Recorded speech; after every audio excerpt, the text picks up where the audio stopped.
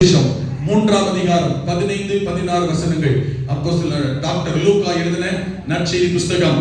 ஆமென். மூன்றாம் அதிகாரம் 15-16 வசனங்கள். எடுத்தவர்கள் கொஞ்சம் சற்று வேகமாய் வாசிக்க உங்கள் அன்பாய் கேட்கிறேன். ஆண்டவர் கிருபை செய்வாராக. யோவானை குறித்து இவன் தான் கிறிஸ்துவோ என்று ஜனங்கள் எல்லாரும் எண்ணம் கொண்டு தங்கள் இருதயங்களில் யோசனையாய் இருக்கையில் யோவான் எல்லாருக்கும் பிரயுத்தரமாக, நான் ஜலத்தினால் உங்களுக்கு ஞானஸ்நானம் கொடுக்கிறேன், என்னிலும் வல்லவர் ஒருவர் வருகிறார், அவருடைய பாதரட்சைகளின் வாரை அவிழ்க்கிறதற்கும் நான் பாத்திரன் அல்ல, அவர் பரிசுத்த ஆவியினாலும் அக்கினியினாலும் உங்களுக்கு ஞானஸ்நானம் கொடுப்பார். கொஞ்சம் கவனிக்கணும். யோவான் ஸ்நானகன், ஆமென், இயேசு கிறிஸ்து பிறக்கிறதுக்கு முன்பதாய் 6 மாதத்திற்கு முன்பதாக பிறந்தவர். இயேசுவுக்கும் யோவான் ஸ்நானகனுக்கும் 6 மாதம் தான் வித்தியாசம். 2 பேரும் குடும்ப உறவினர்கள். ஆமென். எலிசபெத் சகரியா என்று சொல்லுகிற சகரியா எலிசபெத் என்று சொல்லுகிற ஆசாரியத்துவ முறைமையின்படி ஊழியம் செய்து கொண்டிருந்த ஒரு ஊழியக்காரனுடைய ஆசாரியனுடைய வயதான தம்பதிக்கு பிறந்தவன் தான் இந்த யோவான் ஸ்நானகன். ஆமென். எதற்காக? வயதான காலத்தில் பிள்ளை பிறக்காது முடியாது, வாய்ப்பு இல்லை என்கிற நிலைமையிலே, வயது முதிர்ந்த நிலைமையில் பிள்ளை பிறக்கிறதுக்கு வாய்ப்பே இல்லாத சூழ்நிலையில் அப்படி ஒரு தம்பதியை தேவன் தெரிந்தெடுத்து, ஆமென், அவர்களுக்கு ஒரு ஆண் குழந்தை கொடுத்து, அதே சமயத்தில் அந்த ஆண் பிள்ளை மற்ற பிள்ளைகளைப் போல சகஜமான பிள்ளையாய் வளராமல், ஆமென், அது எல்லாவற்றிலும் நடை, உடை, பேச்சு, உணவு, கலாச்சாரம் முதற்கொண்டு மற்ற பிள்ளைகளைப் போல அல்ல, வாழ்ந்த வாழ்க்கை இருப்பிடம் கூட மற்ற பிள்ளைகளைப் போல அல்ல. வயசான காலத்துல கால தாமதமாகி ஒத்த பிள்ளை பிறந்துருச்சுன்னா, ஆமென், அது சொல்லி முடியாத அளவுக்கு அதை கொண்டாடுவார்கள், பெருமையா பேசுவாங்க. யாரும் அளக்க முடியாதபடிக்கு என் பிள்ளையை நான் வளர்த்துருவேன்னு சொல்லுவாங்க. அப்படிதான் மேல கண்ணுங்கிறது கவனம் வைப்பார்கள். ஆனால் தேவனால் கொடுக்கப்பட்ட, ஆமென், இந்த யோவான் ஸ்நானகன் அவன் அப்படிப்பட்ட, ஆமென், வயதான காலத்தில் பெற்றோருக்கு பிறந்து விட்டதினால் செல்ல பிள்ளையா, ஒரே ஒத்த பிள்ளையா இருக்கிறதெல்லாம் பாருங்க ஊதாரித்தனமா தான் இருக்கும். எல்லார் வீட்லயும் நான் சொல்லல, சில வீடு, ஆமென், தேவன் தான் கொடுத்திருப்பார், ஜெபித்து தான் பெற்றிருப்பார்கள். ஆனா ஒத்தையா இருக்கிறதுனால பாத்தீங்கன்னா ஊதாரித்தனமா தான். தாத்தா ஒரு பக்கம், பாட்டி ஒரு பக்கம், சித்தி ஒரு பக்கம், பெரியம்மா ஒரு பக்கம், அத்தை ஒரு பக்கம், மாமா ஒரு பக்கம், அவன் மச்சான் ஒரு பக்கம், அண்ணன் ஒரு பக்கம், சொந்த பக்கம், ஜாதி எல்லாம் ஊதாரித்தனம் மாட்டிப்பாங்க. ஆமென். எல்லார் வீட்லயும் இல்ல, ஆனா சில வீட்டுல ஒரே பிள்ளையா இருந்தாலும் இந்த சகரியா இந்த எலிசபெத்துக்கு பிறந்த பிள்ளையை போல, சிம்சோனை போல, இந்த யோவான் ஸ்நானகனை போல, சாமுவேலை போல, ஆமென், கண்ணும் கருத்தும் கவனமுமாய், அல்லேலூயா, கர்த்தர் எதுக்கு என்ன சொன்னாரோ, எப்படி வளர்க்கணுமோ அதை மனதிலே வைத்து, ஒத்த பிள்ளையா இருந்தாலும் முத்து பிள்ளையா வளர்ப்பாங்க, ஒத்த பிள்ளையா இருந்தாலும் கண்ணுக்குட்டியா வளர்ப்பாங்க, ஆமென், ஒத்த பிள்ளையா இருந்தாலும் தேவன் செய்கிற பிள்ளை, தேவ திட்டத்தை நிறைவேற்றுகிற பிள்ளையா வளர்ப்பார்கள். அல்லேலூயா, ஆமென். எதுக்காக பிள்ளை கொடுத்தாரு? பிறக்க முடியாத சூழ்நிலை, இல்லாத சூழ்நிலை, குடும்ப சூழ்நிலை இப்படி இல்ல, வயசு இப்படி இல்ல, ஆமென், குடும்ப காரியங்கள் இப்படி இல்ல, ஆனால் கர்த்தர் நமக்கு ஒத்த பிள்ளையை கொடுத்திருக்கிறாரு, குடும்பத்துக்கு ஒத்த பிள்ளையை கொடுத்திருக்கிறாரு, நம்ம இஷ்டத்துக்கு அதிர்ஷ்டத்துக்கு அது விரும்புற மாதிரி வளர்ப்போம் என்று அல்ல, யாருக்கும் இல்லாத ஸ்லாக்கியத்தை நமக்கு கொடுத்திருக்கிறாரே. அப்படி என்றால் இது தேவன் விரும்புகிற, கர்த்தர் தந்திருக்கிற, கர்த்தருக்கு சாட்சியா இருக்கிற, ஆமென், தேசத்துக்கு, சபைக்கு, ஊழியத்துக்கு, ஊழியக்காரருக்கு கர்த்தருக்கு ஆசீர்வாதத்தில் பிள்ளையா இருக்க வேண்டும் என்று விசேஷ விதத்தில், ஆமென், இயற்கைக்கு அப்பாற்பட்ட நிலைமையில் ஜெபித்து போராடி எதிர்பார்ப்போடு கர்த்தரிடத்திலிருந்து வந்த பிள்ளையா இருக்குமானால் அது கர்த்தருக்கு தான் முக்கியத்துவம் கொடுக்கிற பிள்ளையா, கர்த்தர் மகிமைப்படுகிற பிள்ளையா, கர்த்தர் வெளிப்படுகிற பிள்ளையா, கர்த்தரை பிரதிபலிக்கிற பிள்ளையாகத்தான் இருக்க வேண்டும். அப்படித்தான் இருந்தான் இந்த யோவான் ஸ்நானகன், ஜான் தி பாப்டிஸ்ட். அல்லேலூயா, ஆமென். 6 மாதம் முந்தினவன் இயேசு. இவருடைய சரித்திரத்தை வாசிக்கும் போதெல்லாம் என் மனது சற்றே நெகிழ்வடையும். ஏன் தெரியுமா? ஊழியம் செய்ததுமே 6 மாதம் தான். இயேசு 33 வயசுல, ஆமென், ஊழியத்துல 30 வயசுல ஊழியம் வந்தார். 3 வருஷம் ஊழியம் செய்தார், மரித்து போனார். இவன் 30 வருஷம் தான் வாழ்ந்தான். 29 வயசுல ஊழிய ஆரம்பித்தான். 6 மாதம் தான் ஊழியம் செய்தான். அல்லேலூயா. இயேசு 33 வயசுல தான் மரித்தார். இவன் மரிக்கும் பொழுது வயது 30 வயசுல பெற்றோருக்கு என்னால கற்பனை இருக்கும், மகனை எப்படி வளர்க்கணும், எப்படி கல்யாணம் பண்ணணும். இன்னொன்னு என்ன தெரியுமா, இந்த யோவான் ஸ்நானகன் ஆசாரிய முறைமையின்படி, அபியத்தார் என்கிற குடும்பத்தில் ஆசாரிய முறைமையின்படி பிறந்தவன். அன்றைக்கு யூத கலாச்சாரத்தில், இஸ்ரவேல் வம்சத்தில் யூத கலாச்சாரத்தில் நம்பர் 1 டாப் லெவல்ல இருக்கிற லிஸ்ட்ல இருக்கிற ஜனம், நம்பர் 1 டாப் லெவல்ல இருக்கிறவங்க யாருன்னா ஆசாரியர்கள் தான். அதுக்கப்புறம் பரிசேயர்கள், அதுக்கப்புறம் யாரு நியாயப்பிரமாணத்தின்படி அதிகமாக வாழுகிறார்கள் அவர்கள். ஆமாம். யூத கலாச்சாரத்தில் ஜாதி பிரிவு இல்லை. நல்லா கவனிக்கணும். யூத கலாச்சாரத்தில் என்ன கிடையாது, எல்லாம் யூதர்கள் தான். யூத கலாச்சாரத்துல ஜாதி பிரிவு இல்லை, ஆனால் ஸ்டேட்டஸ் இருந்தது. உயர்ந்தவன் தாழ்ந்தவன், ஜாதி பிரிவு அல்ல, ஒரே ஜாதி தான் யூதர்.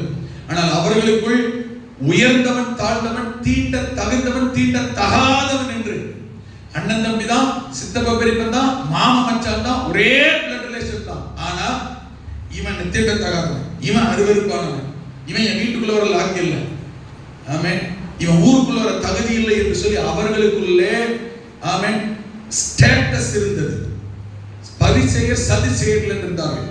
பரிசேயர் கூட்டத்திலேயே பல பிரிவுகள் இருந்தது. பரிசேயர் கூட்டத்திலேயே பல பிரிவுகள், ஜாதி பிரிவு இல்ல, ஸ்டேட்டஸ். என்ன ஸ்டேட்டஸ் தெரியுமா? அதுல நம்பர் 1 ஹை லெவல், ஹை பொசிஷன்ல, யூதர்களிலே ஹை பொசிஷன்ல இருந்தவங்க. அக்கா தங்கச்சி மகனா இருக்கலாம், மருமகனா இருக்கலாம், தம்பி மகனா இருக்கலாம், மகன் உறவா இருக்கலாம், வீட்டுக்குள்ள வந்து வெளியில இருந்துவாங்க. நீ வீட்டுக்குள்ள வரக்கூடாது. பெரியப்பா, அத்தை, மாமா, அண்ணன் கூப்பிடலாம். என் தங்கச்சி கொடுத்த மகன் தான்பா, நீ ஏன் வீட்டுக்குள்ள தகுதி இல்லை, வெளியில் இருந்து. ஏன் அப்படி சொல்ல தெரியுமா? ஆமென். நம்பர் 1 சமுதாயத்தில் ஃபர்ஸ்ட் ஸ்டேட்டஸ், நம்பர் 1 கேடர்ல இருந்தவங்க ஆசாரியர்கள், பிரதான ஆசாரியர்கள். புரியுதா? அவங்களுக்கு பைபிள் வாசிங்க. ஆமென்.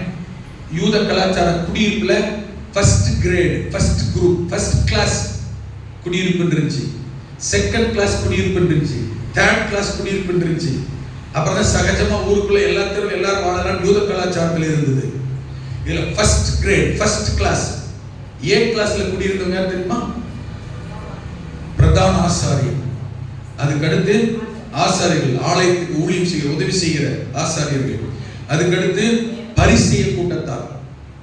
ஆமென். அதாவது பரிசேயர்களிலே வேதத்தை கற்றுக்கொள்ளுகிறவர்கள், வேதத்தை கற்பிக்கிறவர்களும் இருந்தார்கள். அதுக்கு கீழே எப்படி ஸ்டேட்டஸ் பிரிப்பாங்கன்னா, 164 நியாய பிரமாணத்துல யார் அதிக நியாய பிரமாணத்தை கடைபிடிக்கிறார்களோ ஆமென், அவர்கள் தான் அந்த லெவலுக்கு தக்கவை. யூத கலாச்சாரத்திலே தீண்டத்தகாதவர்கள், யூதர்களுக்குள்ளேயே அருவருப்பாய் பார்க்கப்பட்டவர்கள் மேய்ப்பர்கள். மேய்ப்பர்களை ஊருக்குள்ள விட மாட்டாங்க. அதான் அண்ணன் தம்பி இருக்கலாம், மாமா சரசன் தொழில், ஆடு மேய்க்கிற தொழில்னா அவனை ஊருக்குள்ள விட மாட்டாங்க. ஏன்னா யூத கலாச்சாரத்தின்படி யார் நியாயப்பிரமாணத்துக்கு அதிக இடம் கொடுக்கிறார்களோ, வேதத்துக்கு யார் அதிக இடம் கொடுத்து அதன்படி வாழ்கிறார்களோ அவர்கள் தான் உயர்ந்தவர்கள். வேதத்தை எவ்வளவு கடைபிடிக்க முடியலையோ, ஒரு யூதன் ஒரு நாளைக்கு ஆமென் ஆமென் 7 முறை கையை கழுவணும், 3 முறை குளிக்கணும். அதுலயும் யூத ரபிமார் வேதத்தை வாசிக்கும் போது, வேதத்தை எப்பெல்லாம் எடுத்து வாசிக்கிறார்களோ அதில் யாவே யெகோவா கர்த்தர் எங்கெல்லாம் வருதோ அப்பெல்லாம் வேதத்தை வச்சுட்டு போய் குளிச்சுட்டு வருவாங்க. நான் சொல்ல புரியுதா? ரபிமார் அப்படித்தான் அன்றைக்கு இந்த வேதம் வாசிக்கும். இன்னைக்கு பைபிள் எப்படி வாசிக்கணும் பாருங்க, பைபிள் எங்க இருக்குன்னு பாருங்க, வேதத்தை எங்க வச்சிருக்கிறோன்னு பாருங்க. வேதத்தை கால் மேல பாதத்தில் வச்சிருக்கிறான் அந்த பையன். பைபிளை எங்க வச்சிருக்கிறோன்னு பாருங்க. இந்த வேதத்தை எழுதும் போது, இந்த வேதம் எழுதுனாங்க பார்த்தீங்களா, வேதத்தை எழுதி டிரான்ஸ்லேட் பண்ணாங்க பார்த்தீங்களா, ஹீப்ரு டு தமிழ். அப்போ நல்லா கவனிங்க, இந்த செப்துவஜித் மொழிபெயர்ப்பு ஒன்று இருக்கு. என்னன்னா LXS பேரு, 70 பேர் கொண்ட ரபிமார் இதை டிரான்ஸ்லேட் பண்ணும்போது அந்த ஒரிஜினல் மூலப்பிரதி இருந்துச்சு பார்த்தீங்களா, தோல் சுவடியில இருந்து இப்படி புக்கா எழுதுனாங்க இல்லையா, எழுதும்போது அங்க எங்கெல்லாம் கர்த்தர், ஏலோகிம், எல்ஷடாய், யாவே, யெகோவா எங்கெல்லாம் இப்படி மூலவாசல் இருக்கும் அப்பெல்லாம் வச்சுட்டு போய் குளிச்சுட்டு வந்து திரும்ப எடுத்து பைபிள் எழுதுவாங்க. அவ்வளவு பரிசுத்தமாய் பயபக்தியால் எழுதப்பட்டது அந்த வேதம். உங்களுடைய கரங்களிலும் என்னுடைய கரங்களிலும் அப்படி எழுதப்பட்டு கொடுக்கப்பட்டிருக்கிறதே. இந்த வேதத்தை நீங்களும் நானும் எப்படி பயன்படுத்துகிறோம், எப்படி மதிக்கிறோம், எப்படி நேசிக்கிறோம், எப்படி கனம் பண்ணுகிறோம். நல்லா கவனிங்க, இந்த வேதத்துக்கு எவ்வளவு முக்கியத்துவம், மதிப்பை, மரியாதை, கனத்தை நாம் கொடுக்கிறோமோ அதன் அடிப்படையில் தான் நம்முடைய வாழ்க்கையில தேவனிடத்திலிருந்து ஆசீர்வாதம், நன்மையும் வரும். நம்முடைய ஆசீர்வாதத்தை கெடுக்க, நம்முடைய ஆசீர்வாதத்தை நாம இழக்க, நல்லா கவனிங்க, பாவம் செய்ய தேவையில்லை, விபச்சாரம் செய்ய தேவையில்லை, கொலை செய்ய தேவையில்லை, இன்னொருத்தர் கெடுக்க தேவையில்லை. ஆவிக்குரிய ஜீவியத்தில் பக்தி விருத்தி காரியங்களில் நாம எவ்வளவு பலவீனமா இருக்கிறோமோ, எவ்வளவு உதாசீனப்படுத்துகிறோமோ, எவ்வளவு அசட்டையா இருக்கிறோமோ, எவ்வளவு நிர்விசாரமா இருக்கிறோமோ அதன் அடிப்படையிலேயே நம்மிடத்தில் வர வேண்டிய ஆசீர்வாதம் நம்மை விட்டு தள்ளி போகிறது. இதுக்கு இது ஒன்று எடுத்துக்காட்டு. வேதத்தை எப்படி பேணி பாதுகாக்கணும், வேதத்துக்கு எவ்வளவு முக்கியத்துவம் கொடுக்கணும், வேதம் நம்முடைய வீட்டில் எங்கே இருக்கிறது, வேதத்தை நாம் அதனோடு நமக்கும் வேதத்துக்கு நிறைய பேர் ரட்சிக்கப்பட்ட ஞானசாரத்தை எழுத படிக்க தெரிஞ்சோம், எழுத படிக்க கற்றுக் கொடுத்தோம். வீடுகள்ல வேதமே வாசிக்கிறது இல்லை. வேதமே நாம் வாசிக்க கூடாது, வாசிக்க வேண்டாம் என்பதற்காகவா ஆமென் ஜீவன் தந்து, ஆமென் ரத்தம் சிந்தி எத்தனையோ பேர் வாழ்க்கையை தியாகம் பண்ணி இந்த வேதத்தை கையில கொடுத்திருக்கிறார்கள். ஆமென்.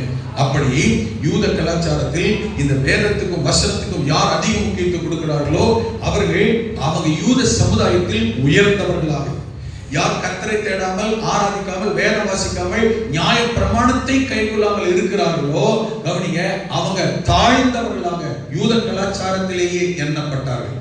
மேய்ப்பர்களை ஏன் அருவருப்பாய் நினைத்தார்கள்? சொந்தக்காரனாகவே இருந்தாலும் ஏன் மேய்ப்பர்கள் அருவருப்பாக இருந்தார்? மேய்ப்பர்கள் ஆடு மேய்க்கிறவர்கள் டெய்லி 3 முறை குளிக்க முடியாது, வேதத்தை வாசிக்க முடியாது, ஆராதனைக்கு சபைக்கு போக முடியாது. ஆமென் ஆமென். ஆடுகள் பிரசவிக்கிற போது போய் குளிக்க முடியாது. ஆட்டு புழுக்கையோடு இருந்தவர்கள். அதனால தாவீது கூட ஆராதனைக்கு போக முடியல, சபைக்கு போக முடியல, ஊர் விட்டு வெளியில தான் இருந்தான், தெரியுமா? ஆனா சபைக்கு போன, ஆராதனைக்கு போன தாவீது அவ்வளவு ஆசை, இன்ட்ரெஸ்டா இருந்தது. ஆமென். அப்ப யூத கலாச்சாரத்திலேயே இவ்வளவு பிரிவுகள் இருந்தது. அதனால பவுல் சொன்னா, போய் யூதர்களிடத்துல போய் பிரசங்கம் பண்ணும் போது ஒரு ஊருக்கு இன்னொரு ஊருக்கு போறான், அந்த ஊர்ல யூதர்கள் இருக்கிறாங்க, அந்த ஊர்ல போய் பிரசங்கம் பண்றான், இயேசுவை குறித்து பிரசங்கம் பண்றான். அப்ப சொல்லும் போது அங்க இருக்கிற யூதர்கள், ஆசாரிகள் இவனை எதிர்க்கிறாங்க.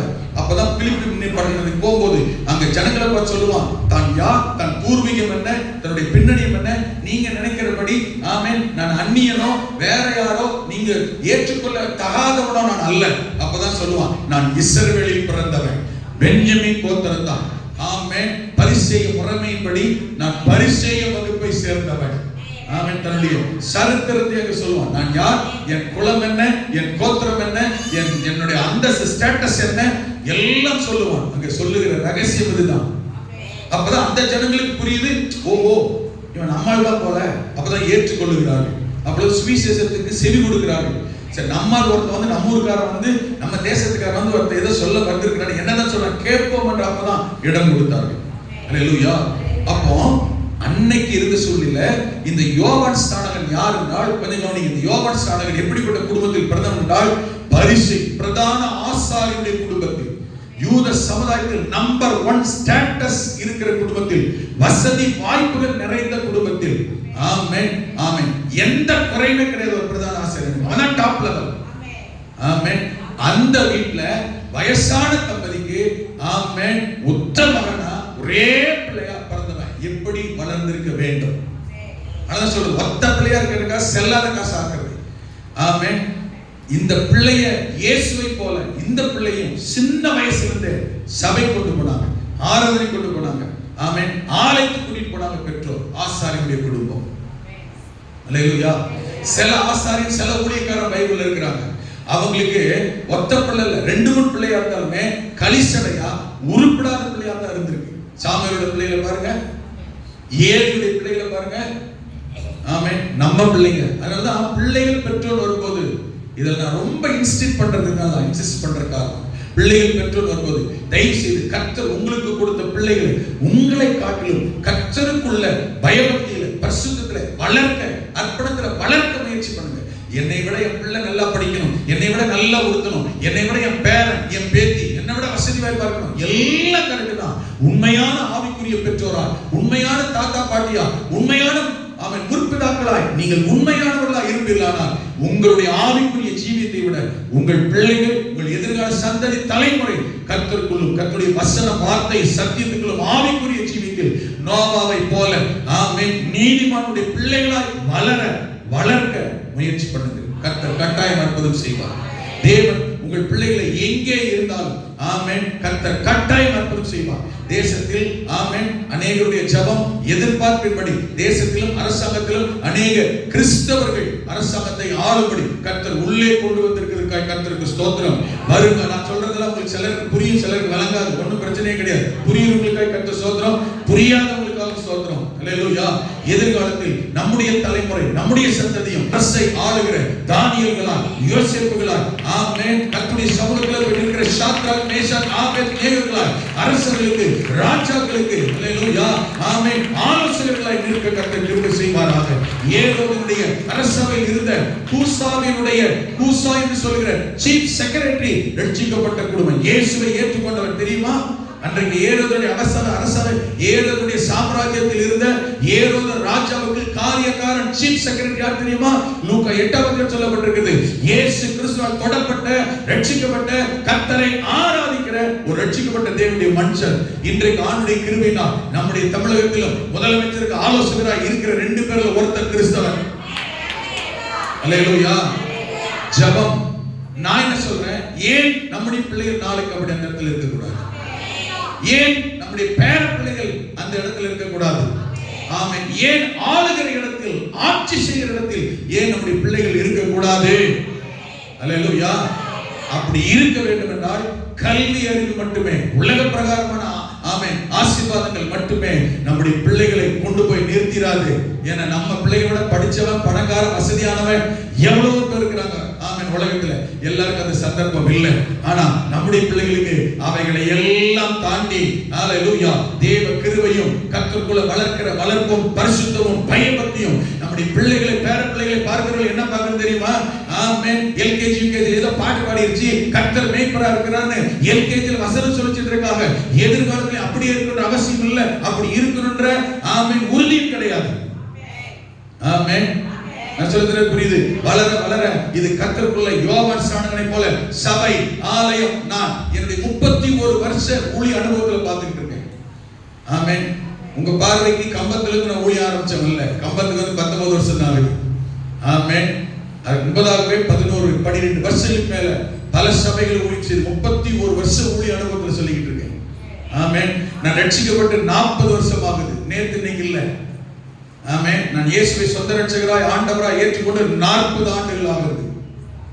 ஊழியத்துக்கு வந்து 31 வருஷம் ஆகிறது. 30 வருஷம் முடிஞ்சு 31 வருஷம் 95ஆம் வருஷத்துல இந்த வேதத்தை கையில் எடுத்து வீட்டை விட்டு முழு நேர ஊழியத்துக்கு வந்தேன். 31 வருஷம் ஊழிய அனுபவத்தில் சொல்லுகிறேன். யாரெல்லாம் தங்கள் பிள்ளைகளை உலகத்துக்கு முக்கியத்துவம் கொடுக்காம கர்த்தர் தான் முக்கியம் என்று கர்த்தருக்கு முக்கியத்துவம் வளர்க்கிறார்களோ இந்த 31 வருஷம் ஊழிய அனுபவத்தில் பார்த்து கொண்டிருக்கிறேன். அந்த பிள்ளைகள் எல்லாம் இன்றைக்கு தலை சிறந்த இடத்தில் நன்றாக தங்குகிறார்கள். அதாவது ஏதோ வாழ்றாங்க, ஏதோ இருக்கிறாங்க, ஏதோ வேலை பார்க்கறாங்க, ஏதோ ஒரு வருமானம், ஏதோ கல்யாணம் ஆகி பிள்ளை கூட்டிட்டு இருக்கிறாங்க. ஏனோ தானோ வாழ்க்கை இல்ல, இது சராசரி வாழ்க்கை.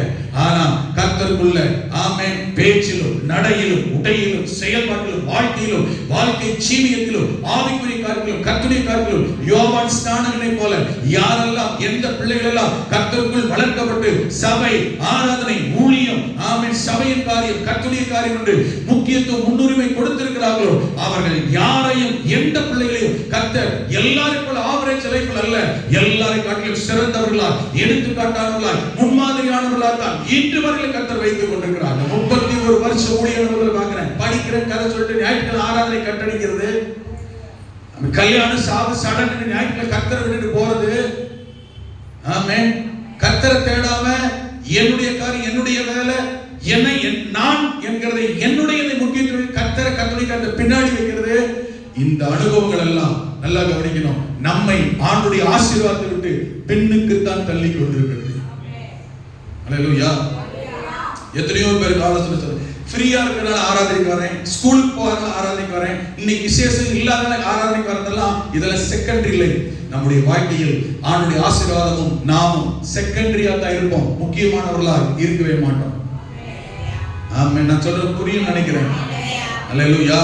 ஞாயிற்றுக்கிழமை என்றாலே யோவான் ஸ்நானனை போலவும் இயேசு கிறிஸ்துவை போலவும் கர்த்தர் தான் முக்கியம், ஆண்டவர் தான் முக்கியம், ஆராதனை தான் முக்கியம். அதுக்காகவே 2 ஆராதனை வச்சிருக்கோம். காலையில் 6 மணிக்கு இந்த சாக்கு போக்கு சொல்லிட்டு ஓடுறாங்களே அவங்களுக்காக இல்ல, அதுலயும் அதிகாலையில கர்த்தரை தேடி பழகினவர்கள் இந்த முதல் ஆராதனை முக்கியத்துவம் கொடுப்பார்கள். ரெண்டாவது இந்த சாக்கு போக்கு சொல்லிட்டு போறாங்க பாத்தீங்களா, இன்னைக்கு ஞாயிற்றுக்கிழமை வேலைக்கு போனியா, ஞாயிற்றுக்கிழமை ஸ்கூலுக்கு போனியா, ஞாயிற்றுக்கிழமை எக்ஸாம் போனியா.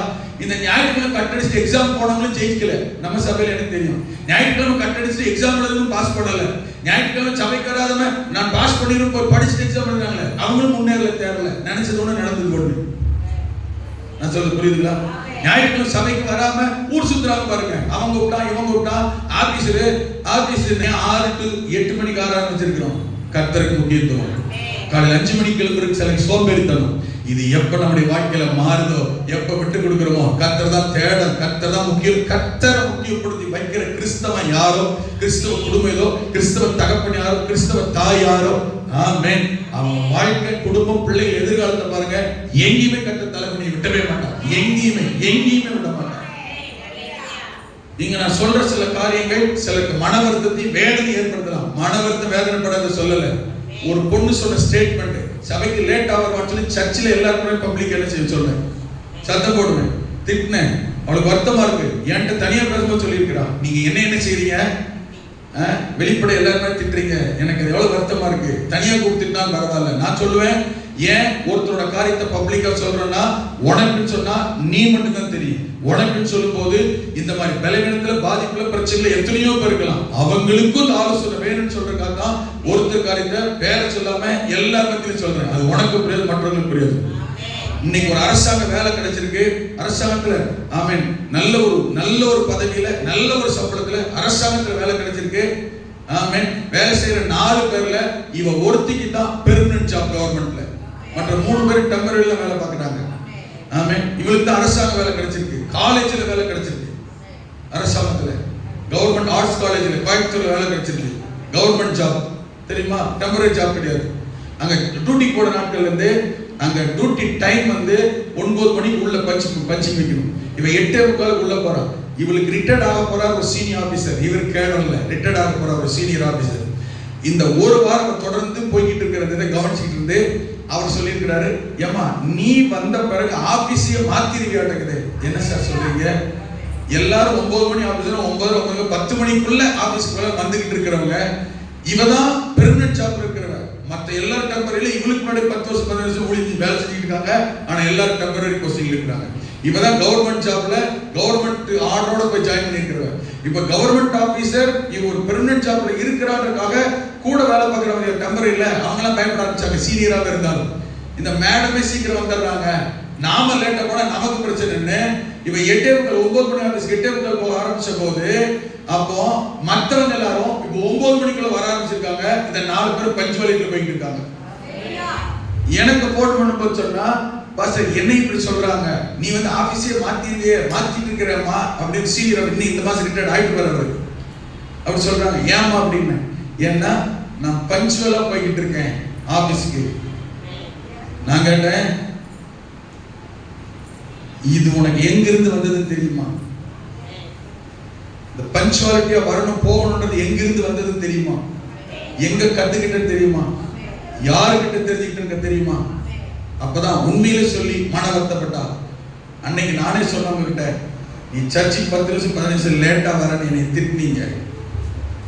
ஆனா இன்னைக்கு அது என் மனசுல வச்சு இந்த 10 நிமிஷம் முன்னாடி போறேன். அன்னைக்கு நீங்க சொன்னதை நான் தப்பா நினைச்சுக்கிட்டேன், உங்ககிட்ட சாரி கேட்கிறேன். அது என்னை மாத்தி இருக்கு, அது என்னை உருவாக்கி இருக்கு. இங்க சாட்சியாக இருக்குது. சீனியர் ஆபீசர் ரிட்டையர்ட் ஆக போற சீனியர் ஆபீசர் சொல்றாரு, நீ வந்து உன் பஞ்சுவாலிட்டினால இவங்க எல்லாம் மாறிக்கிட்டு இருக்கிறாங்கன்னு சொல்ற அளவுக்கு மாறி இருக்கிறேன்னா, அன்னைக்கு நான் உங்களை தப்பு, நீங்க அன்னைக்கு சொல்லும் போது திட்டும் போது தப்பா புரிஞ்சுட்டா மன வருத்தமா இருந்தது. அதுதான் என்னை இன்னைக்கு மாத்திருக்கு. என்னை வச்சு அவ்வளவு பெரிய ஆபீஸ் என்ன செய்யுது, ஆட்கள் பார்த்து மாறுறாங்க. நான் சொல்றது ஒரு டிபார்ட்மெண்ட் தான், அதுல ஏகப்பட்ட டிபார்ட்மெண்ட் இருக்கு, ஏகப்பட்ட ஆட்கள் இருக்காங்க. இப்ப இருக்கிற ரூம்ல மட்டும் 4 பேர். இங்க சொல்ற காரியம் சில நேரத்துல சிலருக்கு வருத்தமா இருக்கும். வருத்தப்படுத்துறதுக்காக இல்லைங்க, உருவாக்குற இடம், கற்றுக்கொள்ளுகிற இடம், மாறுகிற இடம். அல்லேலூயா. எங்க போனாலும் மாறாதுங்க. எபிரேயர் எழுதும்போது சொல்லுவாங்க, ஆமென், தேவனுடைய கற்பனைகள் பாரமானவைகள் அல்ல. ஆமென். ஏன் கற்பனையை, சத்தியத்தை, வசனத்தை பிள்ளை கற்றுக் கொடுக்கிறோம் என்றால் கவனிங்க, நீங்க உலக பிரகாரத்தை கொடுக்கிற முக்கியத்துவத்தை உங்களில் பெரும்பான்மையானவர்கள் கர்த்தருடைய காரியத்தை கொடுக்கிறது இல்லை. அதைத்தான் அடிக்கடி சொல்லியிருக்கேன். நான் சொல்றேன் ஆமென். நான் அடிக்கடி ஆண்டோட சொல்லி மன வருத்தப்பட்டு ஆமென் ஆண்டோட போய் வேண்டுதல் செய்யும் போது ரொம்ப உருகி கேட்கிற காரியம் என்ன தெரியுமா? ஆண்டவரே, என் காலத்துக்கு பிறகு என் பிள்ளைகள் எதிர்கால சந்ததி இருந்தால் கர்த்தர் என் பிள்ளைகள்கிட்ட போய் என்ன சொல்லணும் தெரியுமா?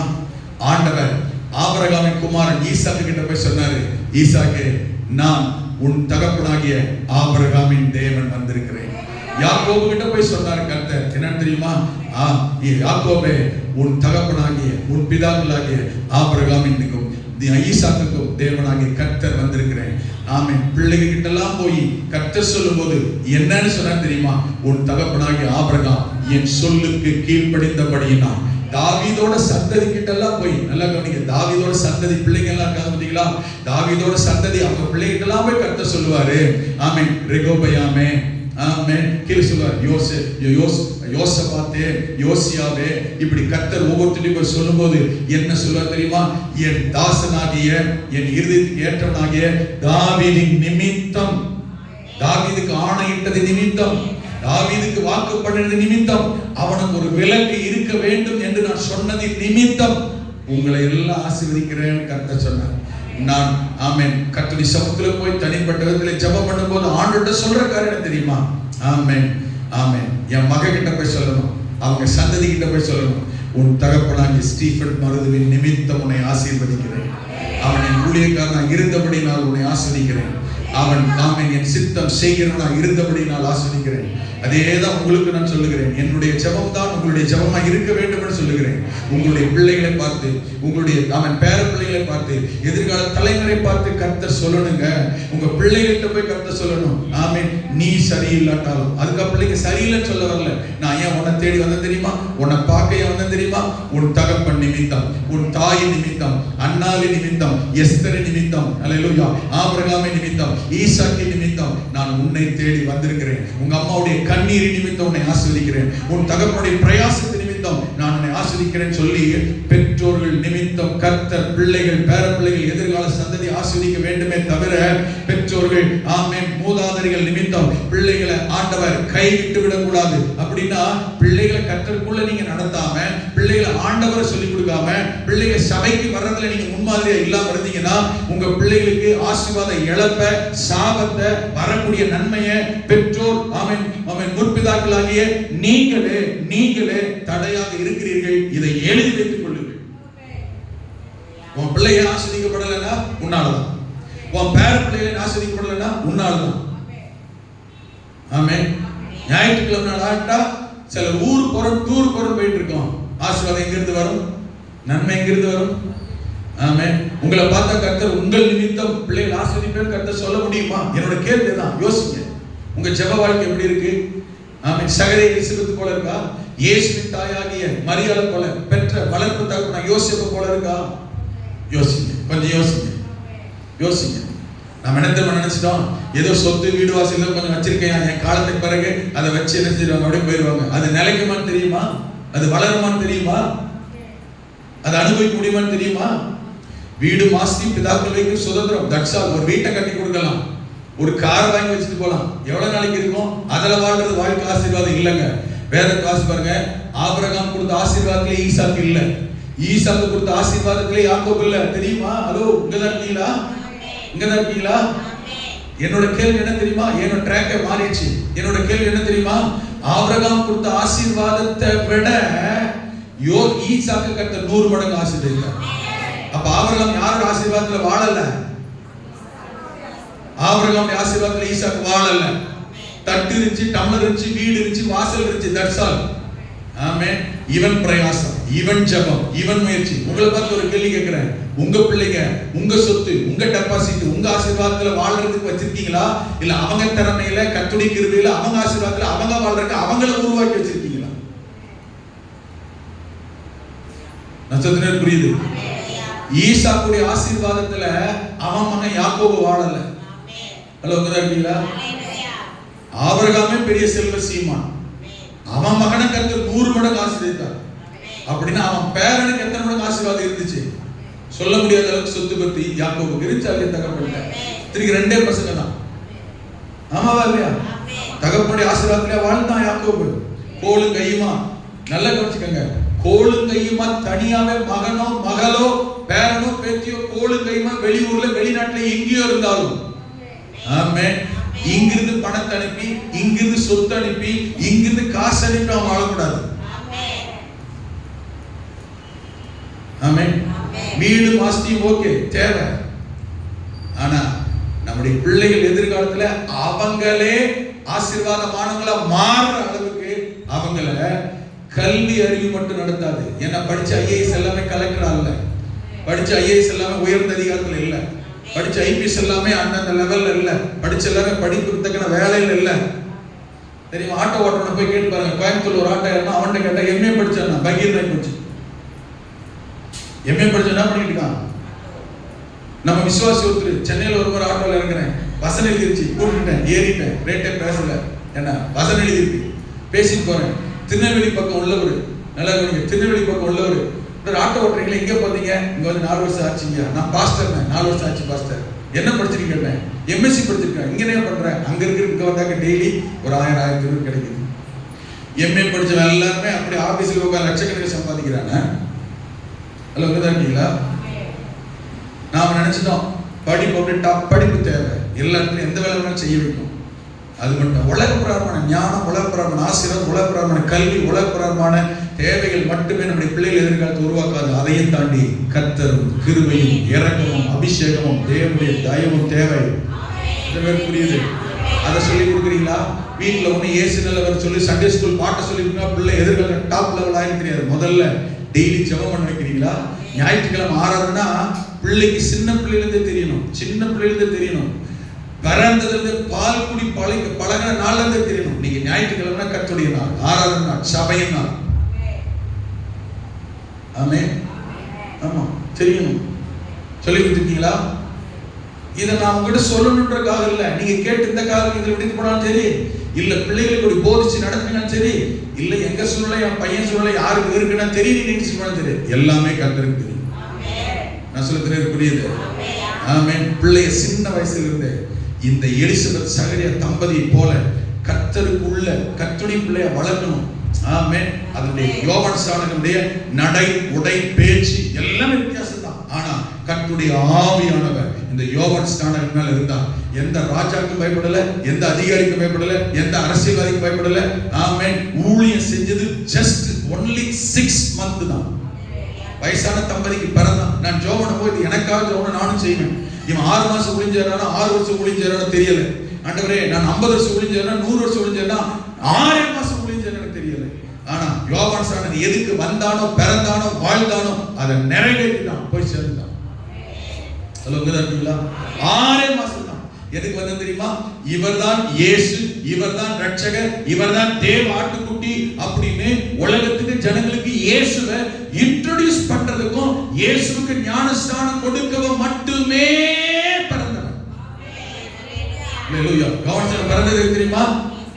இயேசுவுக்கு ஞானஸ்நானம் கொடுக்கணும். கடவுளுக்கு, ஆண்டவருக்கு, ரட்சகருக்கு, படைத்தவருக்கு, அவனை படைச்சவருக்கு ஞானஸ்நானம் கொடுக்கலாம் பிறந்தான். எவ்வளவு பெரிய சிலாக்கி தெரியுமா? ஆமென். 30 வயசுல அவருக்கு ஞானஸ்நானம், 29 வயசுல இயேசுவுக்கு ஞானஸ்நானம் கொடுக்கிறான்.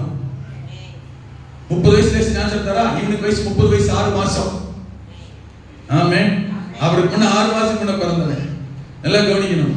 ஆமென். ஊழியம் செய்தான், அவருக்கு ஞானஸ்நானம் கொடுத்தான். ஆமென். இவருக்கு ஞானஸ்நானம் கொடுக்கும்பதாகவே அநேக சிகிச்சை சொன்னான். ஆமென். ஞானஸ்நானம் கொடுத்தான்.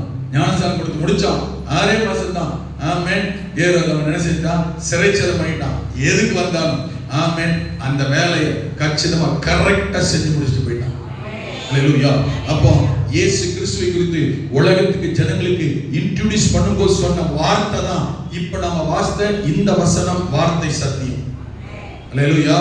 என்ன சொன்னா தெரியுமா? அவர் 14 வசனத்தில் சொல்லும்போது ஆமென் ஆமென் 16ல ஆமென் யோவான் எல்லாருக்கும் பிரதித்திரமாக அந்த வந்த ஜனங்கள்லாம் கேட்கிறாங்க. யோவான் பேசுற பேச்சையும் அவன் ஊழியத்தையும் பார்த்து, நீதான் எலியாவா, நீதான் கிறிஸ்துவா, நீதான் தீர்க்கதரிசியா? எல்லாத்துக்கும் என்ன பதில் சொன்னா தெரியுமா? இல்லை, நான் அவன் இல்லை. ஹalleluya. நான் யார் தெரியுமா?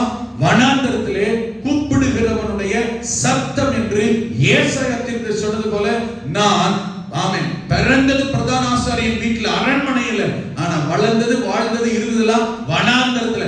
ஆமென். வெட்டுக்கிளியும் காட்டு தேன் சாப்பிட்டு வளர்ந்தான். என்ன சாப்பாடு எனக்கு புரியல. ட்ரெஸ் என்ன தெரியுமா? கோட்டு சூட்டு சவாரி கிடையாது. ஒட்டக மயிர் உடை தரித்திருந்தான், தோல் உடை தரித்திருந்தான், ஆலை ஜடையாண்டி. ஆமென். தாடி ஜட நசரேன் விரதத்தின்படி இருந்தவன். ஆள் எப்படி இருந்து பாருங்க. கையில ஒரு தடி, கொஞ்சம் கற்பனை பண்ணி பாருங்களேன். ஒட்டக மயிர் உடை, ஆமென், தாடி, ஹிப்பி, பேச்சு எப்படி தெரியுமா? Hello, praise Lord. அன்பானவர்களே, கிறிஸ்துவுக்கானவர்களே, தேவ ஜனமே, டியர் பிரதர், டியர் சிஸ்டர், ஐயா, அம்மா அப்படிலாம் கிடையாது. வீரியன் பாபு குட்டிகளே, கழுகு கூட்டமே, குவாட்டான் குருவி கூட்டமே, எத்தனை பேர் வருவீங்க? இன்னைக்கு என்னைய பாஸ்டர் வேணும்னே என்னை பார்த்து சோத்திரம் சொல்லலன்னு சபைக்கு வராம போன விசுவாசில இங்கே வேணும்னாங்க, நான் சோத்திரம் பண்ண மாட்டேங்கிறேன். நீங்களே வேணா பாருங்க. நான் ஆமேன் போட்டு ஜபத்தை முடிச்சு கீழே இறங்குறதுக்கு லைனா ஒரு இளைஞர் பட்டாளம் இருக்கு என் ரசிகர்கள். ஆமேன். யார் முதல்ல பாஸ்டர் கையை கொடுக்குறதுன்னு எங்க விட்டுறான், அங்க வச்சு அனுப்பி கொடுக்க அட்டை என்னடா நான் பார்த்தேன். நான் தான் முதல் கை கொடுத்தேன். இவன் என்ன பண்றான்? என் கையை தட்டி விட்டான். சரிடா சரிடா, எனக்கு ஒரு கை தாண்டா இருக்கு, எல்லாரும் ஒன்னொன்னா கொடுக்குறா. அல்ல, இதுல யார் இவர் கையை தொடர்றது? அவனுக்கு அது ஒரு ஆசை. இப்படித்தான் நான் இவங்களை தாண்டி அடிச்சு படிக்கிறதுல வாட்டர் பாட்டில் தண்ணி பாட்டிலோட என்னைய வந்து சர்வ் பண்ணிடுறாங்க. ஆமாம். அதனாலதான் பாஸ்டர் அங்க என்ன சரி எனக்கு பதிலாக அவங்க அங்க போய் நிற்கிறாங்க. யார் வராங்க, வரல, புதுசா வர்றாங்க, வராங்கலாம் என் சார்பில் 2 பேர் ஒண்ணுதான். என்ன செய், நீ போய் பாரு. இப்ப இங்கெல்லாம் ஜோமிட்டு நானும் வரக்குள்ள தொஸ்குன்னு யாருமே இருக்குது இல்லை, என்னை யாரும் பார்க்கறதுல விசாரிக்கல. அப்போ இப்படி சூழ்நிலை இருக்கிறதுனால சிலருக்கு என்ன வருத்தம் வந்துருன்னா, பாஸ்டர் என்ன செய்யல, பார்க்கல, நம்ம அவங்கள தானே தேடி போறோம். ரைட்டு, தேடி வந்தீங்களா இல்லையா, பார்த்துட்டு போக வேண்டியதுதான். கல்யாணத்துக்கு பொண்ணு மாப்பிள்ளை பார்க்க போய் சாப்பிட்டு அப்படியே போயிடுறோமே, அந்த மாதிரி இது. இவ கல்யாணத்துக்கு போய் எங்களை என்ன பண்ணிட்டாங்க, உட்கார வச்சுட்டு இவ போடவே கூட ஒருத்தவங்க எடுத்துட்டு போயிட்டாங்க. தெரியாது. நாம மணி 8, 8:30 வந்தவெல்லாம் பார்த்தான், சாப்பிட்டு கிளம்பிட்டான். நான் சொன்ன அப்பவே பக்கத்துல பாஸ்டர் தான், இன்னைக்கு இவங்களுக்கு மொய் வந்த மாதிரி தான். ஏன்னா கல்யாணத்துக்கு வந்து ரிசப்ஷனுக்கு ஒரு புடவே கொண்டு வரல பாவம். இவங்க கூட பஸ்ஸில் வந்தாங்க பாருங்க, அதை யாரோ ஒருத்தர் ட்ரை பண்ணிட்டாங்க, அவங்க கிட்ட மாட்டிக்கிடுச்சு. கடைசியில் ரிசப்ஷன் சிலையை கட்டல. இதெல்லாம் ஏன் பாஸ்டர் சொல்லிட்டு அன்னைக்கு என்னாச்சு, உட்காந்துருந்தவங்கலாம் பொண்ணு மாப்பிள்ள ஒரு 8:30 மணி ஆச்சு நைட்டு. எவன் 8:30 மணிக்கு இருப்பான் யோசிச்சிங்களா? கீழே போனா திடீர்னு பிரியாணி வாசனை மூக்கு தொலைக்குது. நான் கேட்கிறேன், பசியில என்ன சாப்பாடு நடக்குதா? அது 7 மணிக்கு நடக்குது. இன்னும் ரிசப்ஷன் ஆரம்பிக்கலையே, அது புடவை இல்லையா? அந்த மாதிரி பொண்ணு மாப்பிள்ளை பார்க்க வராமலேயே சாப்பிட்டு போற மாதிரி அர்த்தம். கேட்டா எது கல்யாணத்துக்கு வந்தோம், சாப்பிடத்தான் வந்தவன் வேலை முடிஞ்சா. அவங்க வந்து இவங்களை யாரையும் பார்க்கல. அந்த மாதிரி காஸ்டெல்லாம் பார்க்க உங்களுக்காகத்தான் வரோம், எங்களை தானே தேடி போறோம். ரைட்டு, தேடி வந்த நீங்க ஒரு நிமிஷம் எல்லாருக்கும் தேவையோட பிரச்சனையோட பலவீனத்தோட ஜோமனும் வரவங்களை என்ன சில நாட்கள்ல நான் அப்படி யாராவது முக்கியமான சிலர் பார்க்கணும்னு ஒரு நிமிஷம் இங்க போனா திரும்பி பார்த்தா இவங்க இருக்கிறது இல்லை. இவங்க ஜெபம் பண்ணணும் என்ன நினைச்சிட்டு போவாங்கன்னு தெரியல. என்ன நினைப்பாங்க? நான் நினைக்கிறேன் நாம ஜெபம் பண்ணணும் போய் நிக்கிறோம், நம்மளை பார்க்காம அவருக்கு ஏதாவது முக்கியமான ஒரு ஆள் தேடி போயிட்டாரு அப்படி இவங்க போயிடுறாங்க. ஒரே ஒரு பாஸ்டர் தான் இருக்கிறேன், என்ன பண்றது? ஆமே. அப்போ முக்கியமா இருந்தாலும் இருக்கலாம், வரலாம், பார்க்கலாம், என்ன செய்யலாம், பார்த்துட்டு போகலாம். எதுக்கு சொன்னேன் பாஸ்டர் தான். அப்போ நல்லா கவனிங்க, சபைக்கு வரும்போது என்ன செய்யறோம்? நின்று யோகாசனம், வீரியன் பாம்பு குட்டிகளே, அவன் அப்படியெல்லாம் நான் இப்படி இருந்து என்னால் என்ன செஞ்சதில்லை. மனவரத்தை என்ன செஞ்சது வந்து என்னை பார்க்கல, விசாரிக்கல, நம்ம போனா கேட்கலான்னு தோணுது. ஆனா அவரு எப்படின்னா வீரியன் பாம்பு குட்டிகளை இப்படி பேசியுமே அவர்கிட்ட யோகாசனம் கிட்ட போர்ச்சவர்கள் போனாங்களாம், பிரதான ஆசிரியர்கள் போனாங்களாம், பரிசை கொண்டு போச்சாலும். எதுக்கு தெரியுமா? ஆமென்.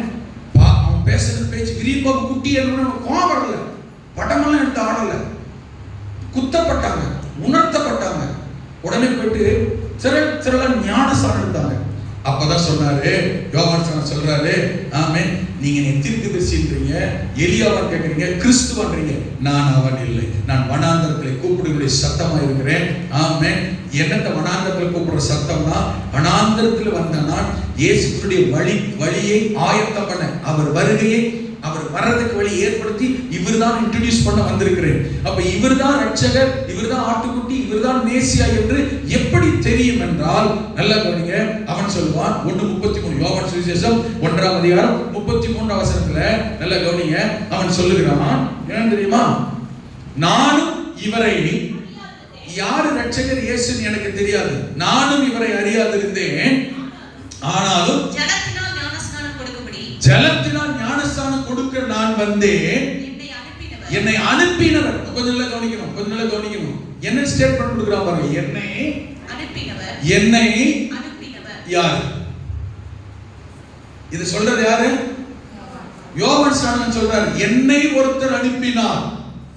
அப்படி என்றால் யோவான் ஸ்நானகனை இந்த குடும்பத்திற்கு பிறக்க செய்து இயேசுவுக்கு ஞானஸ்நானம் கொடுக்க அனுப்பினவர், அனுப்பின இடம் ஒன்று இருக்கிறது. அப்ப இவன் எங்கிருந்து தான் வந்தான்? என்னை ஒரு அனுப்பினார் என்றால் தேவன் பிதாவானவர் பரலோகம் இவனை முன்குறித்து பூமிக்கு, ஆமென், எலிசபெத் தம்பதிக்கு, சகரியா தம்பதி பிறக்கும்படி கர்த்தர் இவனை அனுப்பி இருக்கிறார். பரலோகம் இவனை அனுப்பி இருக்கிறது. நீங்களும் நானும் ஆணுடைய பிள்ளைகளாய் ரட்சிக்கப்பட்டவர்களாய் இன்றைக்கு ஆலயத்திற்குள் வந்து உட்கார்ந்திருக்கிறோம் என்றால் உங்கள் விருப்பத்தின்படியோ என்னுடைய விருப்பத்தின்படியோ நம்முடைய சித்தத்தின்படியோ திட்டத்தின்படியோ அல்ல. ஒன்றை தெரிந்து கொள்ளுங்கள், யோவான் ஸ்நானகன் சொன்னது போல நீங்கள் தெரிந்து கொள்ளப்பட்டதும் ரட்சிக்கப்பட்டதும் ஆலயத்தில் வந்து உட்கார்ந்திருப்பதும் தேவன் உங்களை அவருடைய திட்டம் சித்தம் செயலுக்கு முன்குறித்து கர்த்தர் உங்களை இன்று இங்கு கொண்டு வந்திருக்கிறார். எதிர்பாராமலோ தெரியாமலோ ஆமென் இங்கு வரவில்லை. தேவ சித்தம் தேவ திட்டத்தின்படிதான் நீங்கள் தெரிந்து கொள்ளப்பட்டீர்கள், நீங்கள் அழைக்கப்பட்டீர்கள், நீங்கள் ரட்சிக்கப்பட்டீர்கள், வேர்பிரிக்கப்பட்டீர்கள், அபிஷேகம் பண்ணப்பட்டு கர்த்தர் உங்களை இன்று கொண்டு வந்திருக்கிறார். இந்த யோவான் ஸ்நானகன் சொல்லுகிறான், என்னை அனுப்பினவர். இந்த வார்த்தைக்கு அர்த்தம் புரியுதா? என்னை அனுப்பினவர். எங்கிருந்து வந்தான்? இவங்க அப்பா இல்ல, என்னை அனுப்பின என் தகப்பன் சகரியான்னு சொன்னானா? இல்லை, என்னை அனுப்பினது பரலோகம். நான் வந்தது பிதாவினிடத்திலிருந்து, நான் வந்தது இயேசுவை இன்ட்ரோடியூஸ் பண்ண. அப்படி என்றால் தேவ சித்தம் செய்ய, தேவ திட்டம் செய்யவே கர்த்தர் இந்த பூமியிலே என்னை அனுப்பி வைத்திருக்கிறார். என்னை அனுப்பினவர் ஏன்ட்ட சொன்னாரு, இயேசு யார், ரட்சகர் யார், தேவாட்டுக்குட்டி யார் என்பதை நீ எப்படி தெரிந்து கொள்வாய்? ஆவியானவர் இறங்கி யார் மேல் தங்குகிறதை நீ காண்பாயோ அவரே பரிசுத்த ஆவியினால் ஞானஸ்நானம் கொடுக்கிறவர் என்று எனக்கு சொல்லி இருந்தார். லூக்கால என்ன வாசித்தோம்? 16ஆம் வசனத்துல, நான் ஜலத்தினால் உங்களுக்கு ஞானஸ்நானம் கொடுக்கிறேன், எனக்கு பின்வருகிற என்னிலும் வல்லவராய் இருக்கிற உங்கள் நடுவில் வருகிற ஒருவர் இருக்கிறார், அவர், நல்ல கவனிங்க, பரிசுத்த ஆவியினாலும் அக்கினியினாலும். இந்த வார்த்தையை தெளிவாய் மனதில் வைத்துக் கொள்ளுங்கள். ஆமென். எனக்கு பின்வருகிற ஒருவர், ரட்சகராகிய ஒருவர், இயேசுவாகிய ஒருவர், அவர் உங்களுக்கு பரிசுத்த ஆவியினாலும் அக்கினியினாலும் உங்களுக்கு ஞான ஸ்நானம் கொடுப்பார். நான் எதுல ஞானஸ்நானம் கொடுக்கிறேன்? ஜலத்தினால். அவர் எதுல ஞானஸ்நானம் கொடுக்க போறாரு? பரிசுத்த ஆவியினாலும் அக்கினியாலும். அவர் யாருன்னு எனக்கு தெரியாம இருந்தது. யோவான்ல வாசித்தோம் இல்லையா? அப்ப என்னை அனுப்பினவர் சொன்னார், பிதாவானவர் என்னிடம் சொன்னார், பரலோகம் என்னிடத்தில் சொல்லி அனுப்பினது. நீ ஞானஸ்நானம் கொடுக்கும் போது ஜலத்தினால் ஞானஸ்நானம் கொடு. எத்தனையோ பேருக்கு ஞானஸ்நானம் கொடுக்க போகிறாய். அதிலே ஜலத்தினால் ஞானஸ்நானம் கொடுக்கும் போது பரிசுத்த ஆவியானவர் யார் மேல் இறங்கி யார் மேல் தங்குகிறதை நீ காண்கிறாயோ அவரே. ஆமென். என்ன ஸ்டேட்மென்ட் கொடுக்கிறார்? நிதானமா கவனிக்கணும். அவரே, அந்த ரட்சகரே, அந்த இயேசுவே பரிசுத்த ஆவியினால் ஞானஸ்நானம் கொடுக்கிறவர் என்று எனக்கு சொல்லி இருந்தது பரலோகம். என்கிட்ட சொன்னது பிதாவாகிய தேவன். எதிர்பார்க்க வழங்கிட்டு இப்ப கவனிக்கணும். இவன் ஜலத்தினால் ஞானஸ்நானம் கொடுக்கிறான். இயேசு கிறிஸ்து எதனால் ஞானஸ்நானம் கொடுக்க போறாரு? பரிசுத்த ஆவியினாலும் ஆமென் அக்கினியினாலும். லூக்கா 24ஆம் அதிகாரம் 48 வசனத்துல வாசிக்கும் சொல்லப்பட்டிருக்கிறது. லூக்கா 24:48ல நீங்கள் இவைகளுக்கு, அதனாலதான் இயேசு இந்த வார்த்தையை சொன்னார், நீங்கள் இவைகளுக்கு சாட்சிகளாய் இருக்கிறீர்கள். 49 வசனத்தில் வாசிக்கும் போது என் பிதா வாக்குத்தத்தம் பண்ணினதை இதோ நான் உங்களுக்கு அனுப்புகிறேன். பிதா வாக்குத்தத்தம் பண்ணினது என்ன? கொஞ்சம் கவனிக்கணும். பிதா வாக்குத்தத்தம் பண்ணினது என்ன? ஆமென். யோவேல் 2ஆம் அதிகாரம் 28-29 வசனங்கள் நிதானமாக கவனிக்கணும். சரித்திரபூர்வமா சொல்லிட்டு போறேன் நான். ஆமென். யோவேல் 2ஆம் அதிகாரம் 28-29 வசனம். பேதுரு கூட இன்னைக்கு வாசித்த அப்போஸ்தலர் 2ஆம் அதிகாரத்துல அதை சுட்டி காண்பிப்பார். என்ன பிதாவின் வாக்குத்தத்தம்? ஆமென். அதற்கு பின்பு மாம்சமான யாவர் மேலும் என் ஆவியை ஊற்றுவேன், அப்பொழுது உங்கள் குமாரர் உங்கள் குமாரத்திகளும் தீர்க்க தரிசனம் சொல்லுவார்கள், உங்கள் மூப்பர் சொப்பனங்களையும் உங்கள் வாலிபர் தரிசனங்களை காண்பார்கள், ஊழியக்காரர் மேலும் ஊழியக்காரர்கள் மேல் நாட்களே என் ஆவியை ஊற்றுவேன், அவர்களும் தீர்க்க தரிசனம் சொல்லுவார்கள். கரங்களை சொல்லுங்க பார்க்கலாம். ஆமென். இது இயேசுக்கு சொல்லுகிறார், என் பிதாவின் வாக்குத்தத்தம் நிறைவேறும், நான் பரிசுத்த ஆவியை உங்களுக்கு அனுப்புவேன், ஊற்றுவேன். அல்லேலூயா. எப்போது நடக்கும்? நான் சொல்றது உங்களுக்கு புரியுதா? யோவான் ஜலத்தினால் ஞானஸ்நானம் கொடுத்தான், இயேசு பரிசுத்த ஆவியினாலும் அக்கினியினாலும் ஞானஸ்நானம் கொடுப்பார். இது எப்போது நடக்கும்? எப்ப சொல்லப்பட்டது? யோவான் ஸ்நானம் சொல்றாரு, ஆனால் ஏற்கனவே எப்போ சொல்லப்பட்டது என்றால் யோவேல் தீர்க்கதரிசியின் காலத்திலேயே இது சொல்லப்பட்டது. அப்போ நான் தான் உங்களுக்கு பரிசுத்த ஆவியினாலும் அக்கினியினால் ஞானஸ்நானம் கொடுக்க போகிறேன் அப்படின்னா நீங்களும் நானும் பெற்றுக்கொள்ளுகிற ஆமென் இந்த அபிஷேகம் யாரால் கொடுக்கப்படுகிறது? பிதாவுடைய பரிசுத்த அபிஷேகத்தை கொடுக்கிறது யாரு? இயேசு கிறிஸ்து. கரங்களை உயர்த்தி அல்லேலூயா. சரி, இப்ப இயேசு சொல்றாரு, இந்த பரிசுத்த அபிஷேகம், அக்கினி அபிஷேகம் எப்போது உங்களுக்கு கிடைக்கும்? யோவான் சுவிசேஷம் 16ஆம் அதிகாரம் 7ஆவது வசனம். நிதானமா வாங்க, நான் இப்ப முடிக்க போறேன். ஆமென். 16:7 சொல்லும் பொழுது இயேசு சொன்னாரு, நான் போகிறது உங்களுக்கு பிரயோஜனமா இருக்கும். இப்ப எங்க இருக்கிறாரு? இப்ப எங்க இருக்கிறாரு? சொல்லும் போது எங்க இருக்கிறாரு? பூமியில மனிதனாய் ஜனங்களோடு இருக்கிறார். அப்ப சொல்றாரு, நான் போக வேண்டும், வந்த வேலையை முடிச்சுட்டு திரும்பவும் எங்கிருந்து வந்தேன் அங்கேயே போக வேண்டும். நான் போகிறது உங்களுக்கு பிரயோஜனமா இருக்கும். நான் போனா உங்களுக்கு பிரயோஜனம். என்ன பிரயோஜனம்? நான் போகாதிருந்தால் தேற்றரவாளன் உங்களுக்கு வரமாட்டார். நான் போவேனே ஆகில் அவரை உங்களிடத்திற்கு அனுப்புவேன். நான் போய் தேற்றரவாளனை, பரிசுத்த ஆவியான் தேற்றர், பரிசுத்த ஆவியானவர் பல பேர், பரிசுத்த ஆவியானவர், கர்த்தருடைய ஆவியானவர், பிதாவின் ஆவியானவர், அவன் தேற்றரவாளன், அல்லேலூயா, பரிசுத்த ஆவி, இப்படி பல பெயர்கள் அவருக்கு கொடுக்கப்பட்டிருக்கிறது. அல்லேலூயா. ஜீவ தண்ணீர், ஜீவனுள்ள ஆவியானவர், ஆமென், இப்படி பல பெயர்கள் அவர் கொடுக்கப்பட்டிருக்கிறது. ஆகவே அவர் சொன்னாரே, நான் போய் அவரை அனுப்புவேன் என்று, அனுப்புகிற அவரை, அவர் கொடுக்கிற அபிஷேகத்தை பெற்றுக்கொள்ள வேண்டுமானால் லூக்கா 24:49 சொல்லப்பட்டிருக்கிறது. 24:49 லூக்கால, நீங்களோ உன்னதத்திலிருந்து வரும் பலத்தினால் தரிப்பிக்கப்படும் வரைக்கும். இந்த வார்த்தை அண்டர்லைன் பண்ணுங்க. உன்னதத்திலிருந்து வரும் பலன். சொல்லுங்க, உன்னதத்திலிருந்து வரும் பலன். Strength from above, strength from heaven. Hallelujah. உன்னதத்திலிருந்து வருகிற உன்னத பலன் தான் பரிசுத்த ஆவியானவருடைய பலன். இந்த வார்த்தையில மறக்கூடாது, நல்லா கவனிங்க, முக்கியமான வார்த்தைகள். அப்ப உன்னத பலன், உன்னதத்திலிருந்து வரும் பலன், பரலோகத்திலிருந்து வரும் பலத்தால் நீங்கள் தரிப்பிக்கப்படுவீர்கள். தரிப்பித்தல், ஆமென், தரித்துக் கொள்ளுதல், உடுத்திக் கொள்ளுதல், வேரிங். ஹலோ, புரியுதா? அப்ப பரிசுத்த ஆவியானவர் நாம் என்ன செய்கிறோம்? தரித்துக் கொள்ளுகிறோம், உடுத்திக் கொள்ளுகிறோம், வேரிங். வார்த்தை புரியுதா? அல்லேலூயா. ரைட். அப்போ அந்த பலத்தால் தரிப்பிக்கப்படும் வரைக்கும் எருசலேம் நகரத்தில் இருங்கள்.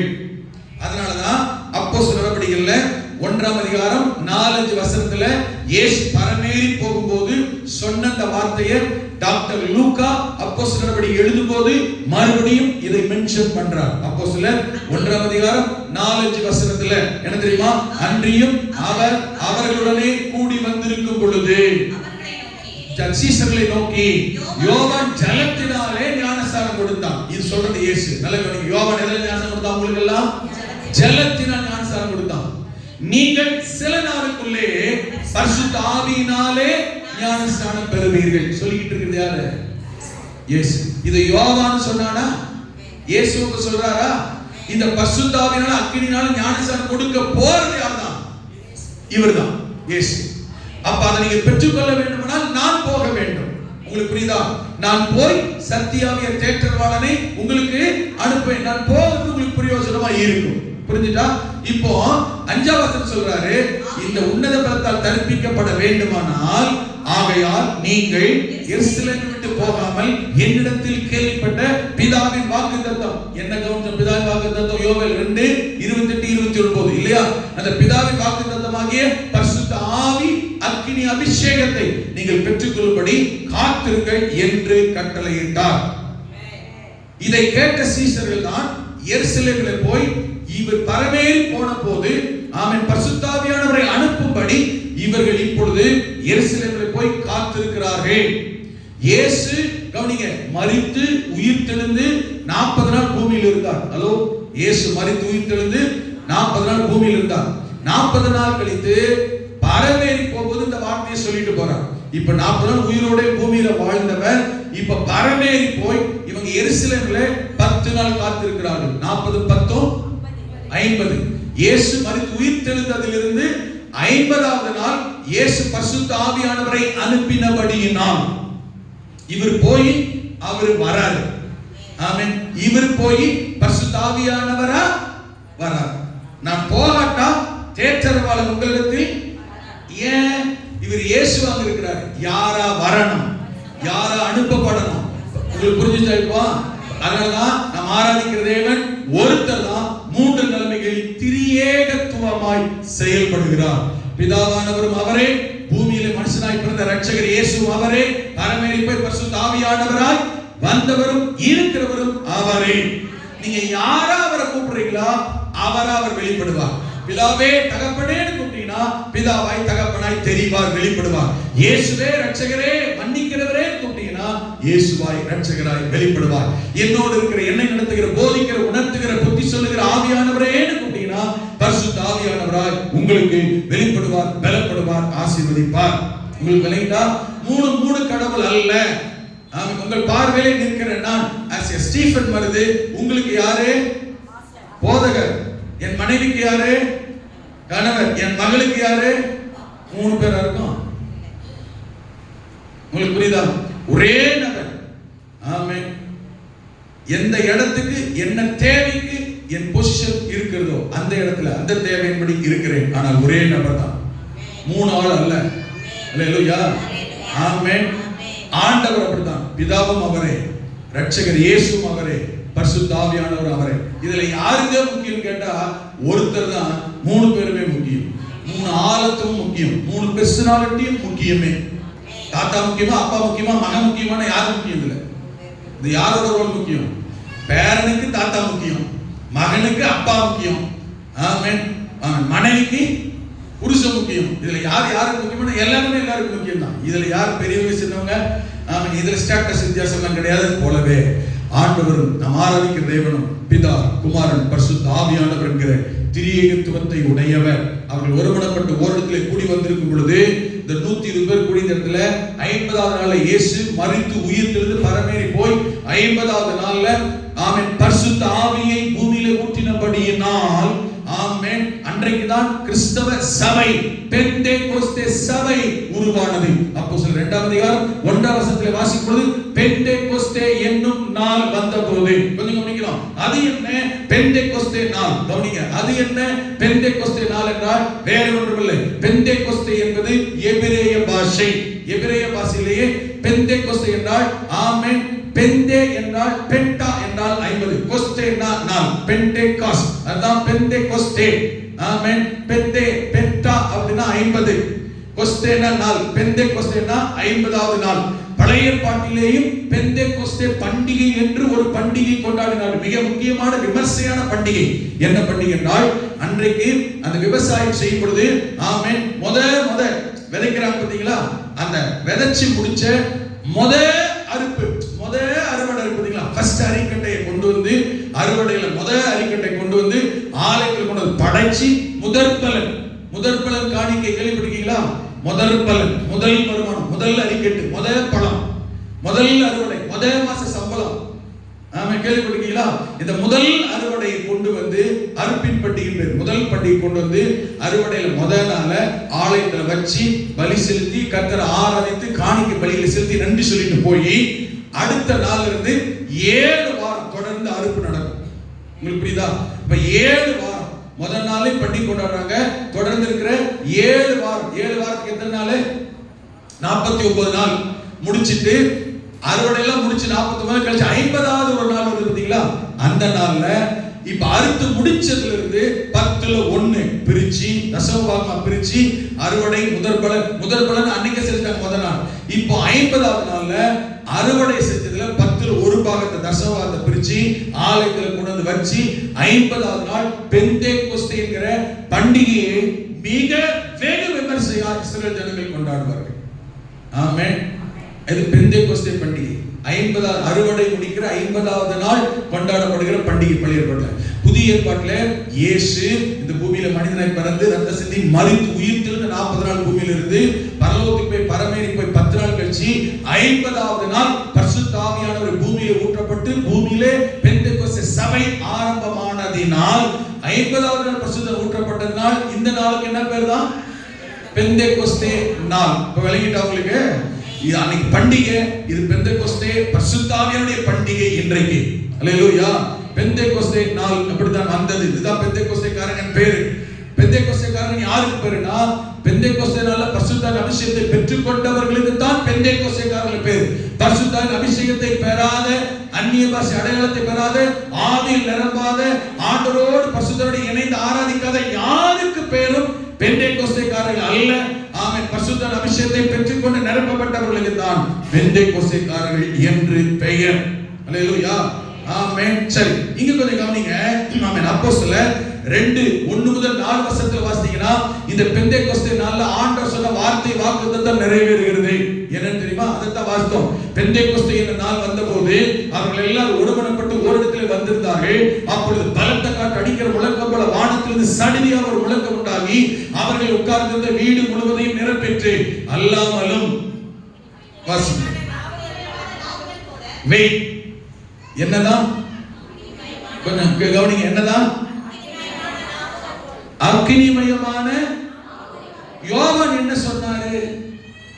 அவ எனக்கு பின் வருகிறவர் பரிசுத்த ஆவியினாலும் எதில் அபிஷேகம், எதில் ஞானஸ்நானம் வந்துருச்சு அந்த வார்த்தை. அவர் உட்கார்ந்திருந்த போது அக்னிமயமான நாவுகள் போல பிரிந்திருக்கும் நாவுகள் அவர்களுக்கு காணப்பட்டு அவர்கள் ஒவ்வொரு மேலும் வந்து அமர்ந்தது. ஆமென். அடுத்து அவர்கள் எல்லாரும் பரிசுத்த ஆவியினாலே நிரப்பப்பட்டு, நிரப்பினாரா? பரிசுத்த ஆவியினால் நிரப்புறாரா? அக்னிமயமான நாவு வந்து இறங்குதா? ஆமென். அப்ப சொன்ன வார்த்தை நிறைவேறுதா? ஹலோ, இங்க இருக்கீங்களா? ஆமென். பரிசுத்த ஆவியால் நிரப்பப்பட்டு ஆவியானவர் தங்களுக்கு தந்துள்ள வரத்தின்படியே வெவ்வேறு பாஷைகளிலே 17 தேசத்தார் அன்றைக்கு எருசலேமில் கூடியிருந்தார். எருசலேம் வந்து ஒரு பிசினஸ் பட்டணம். எதுக்கு அவள அந்த பேர் வந்தாங்கன்னா, பிசினஸ் நிமித்தமா அத்தனை பேர் பிசினஸ் பண்ண. இப்ப நம்ம ஊர்ல தமிழ் மட்டுமா இருக்கிறாங்க, கேரளா இருக்காங்க, ஆந்திராக்காரங்க இருக்காங்க, இல்லையா, வட இந்தியாக்காரங்க இருக்காங்க, சௌராஷ்டிரா இருக்காங்க, எவ்வளவு பேர் இருக்கிறாங்க. எத்தனை பாஷை நம்ம ஊர்ல இருக்கிறாங்க. அதே போல அன்னைக்கு எருசலேம்ல வந்து பிசினஸ் நிமித்தம் அவங்க பல 17 தேச பாஷைகளை பேசுகிறவர்கள் இருந்தார்கள். அவர்கள் மேல் வெவ்வேறு பாஷைகளில் அந்த 17 விதமான பாஷை பேசுகிற ஜனங்களுடைய மொழி, அந்த பாஷை அந்நியர்களுடைய பாஷை பேசுகிறது. நம்ம பாஷை, சொந்த ஜென்ம பாஷை பேசுனா என்ன பேர் இருக்கு? நம்ம சொந்த ஜென்ம பாஷை பேசுனா என்ன பேர் இருக்கு? தாய்மொழி. இன்னொருத்தருடைய பாஷை பேசினா, அந்நியர்களுடைய மொழி பேசுறதுனால அதுக்கு என்ன பேரு? அந்நியர்களுடைய பாஷை, அந்நிய பாஷை. புரிஞ்சுச்சா? புரிஞ்சுச்சா? ஆனா எல்லா நமக்கு ஒருத்தரோட பாஷை தெரியாது. ஆனா எல்லாரோட பாஷை யாருக்கு தெரியும்? கர்த்தருக்கு தெரியும், பரலோகத்துக்கு தெரியும். அப்ப பரலோகத்தில் இருந்துதான் யாருக்கு என்ன பாஷையில அபிஷேகம் பண்ணணும்னு ஆண்டவர் திட்டம் பண்றார். அப்போ அந்நிய பாஷையா, அந்நியருடைய பாஷையா இருந்தாலும் பரலோகத்திலிருந்து வர்றதுனால, பரலோகம் எல்லா பாஷையும் தெரியுறதுனால இதுக்கு என்ன பேரு? பரலோக பாஷைன்னு பேரு. தூதர்களுக்கு எல்லா பாஷையும் தெரியுறதுனால தூதர்கள் பாஷைன்னு பேரு. பரலோக பாஷை, அந்நிய பாஷை, தூதர்கள் பாஷை, எல்லா பாஷையும் நம்ம பேசுறது தான். அல்லேலூயா. நீங்க நான் பேசுற பாஷை உங்களுக்கு புரியாம இருக்கலாம், நீங்க பேசுற பாஷை எனக்கு புரியாம இருக்கலாம். ஆனா நாம பேசுற பாஷை பரலோகத்துக்கு தெரியும், தூதர்களுக்கு தெரியும், ஆண்டவருக்கு தெரியும். யாருக்கு தெரிஞ்சா போதும்? அவருக்கு தெரிஞ்சா போதும். அப்ப எனக்கு தெரிய வேண்டாமா? தெரியணும்னா ஆமென், இந்த பாஷையை வியாக்கியானம் பண்ணுகிற வரம் இருந்தால்தான் தெரியும். இந்த வரத்துக்காக ஜெபம் பண்ணுங்க, கர்த்தர் தருவார். அது வரம். அல்லேலூயா.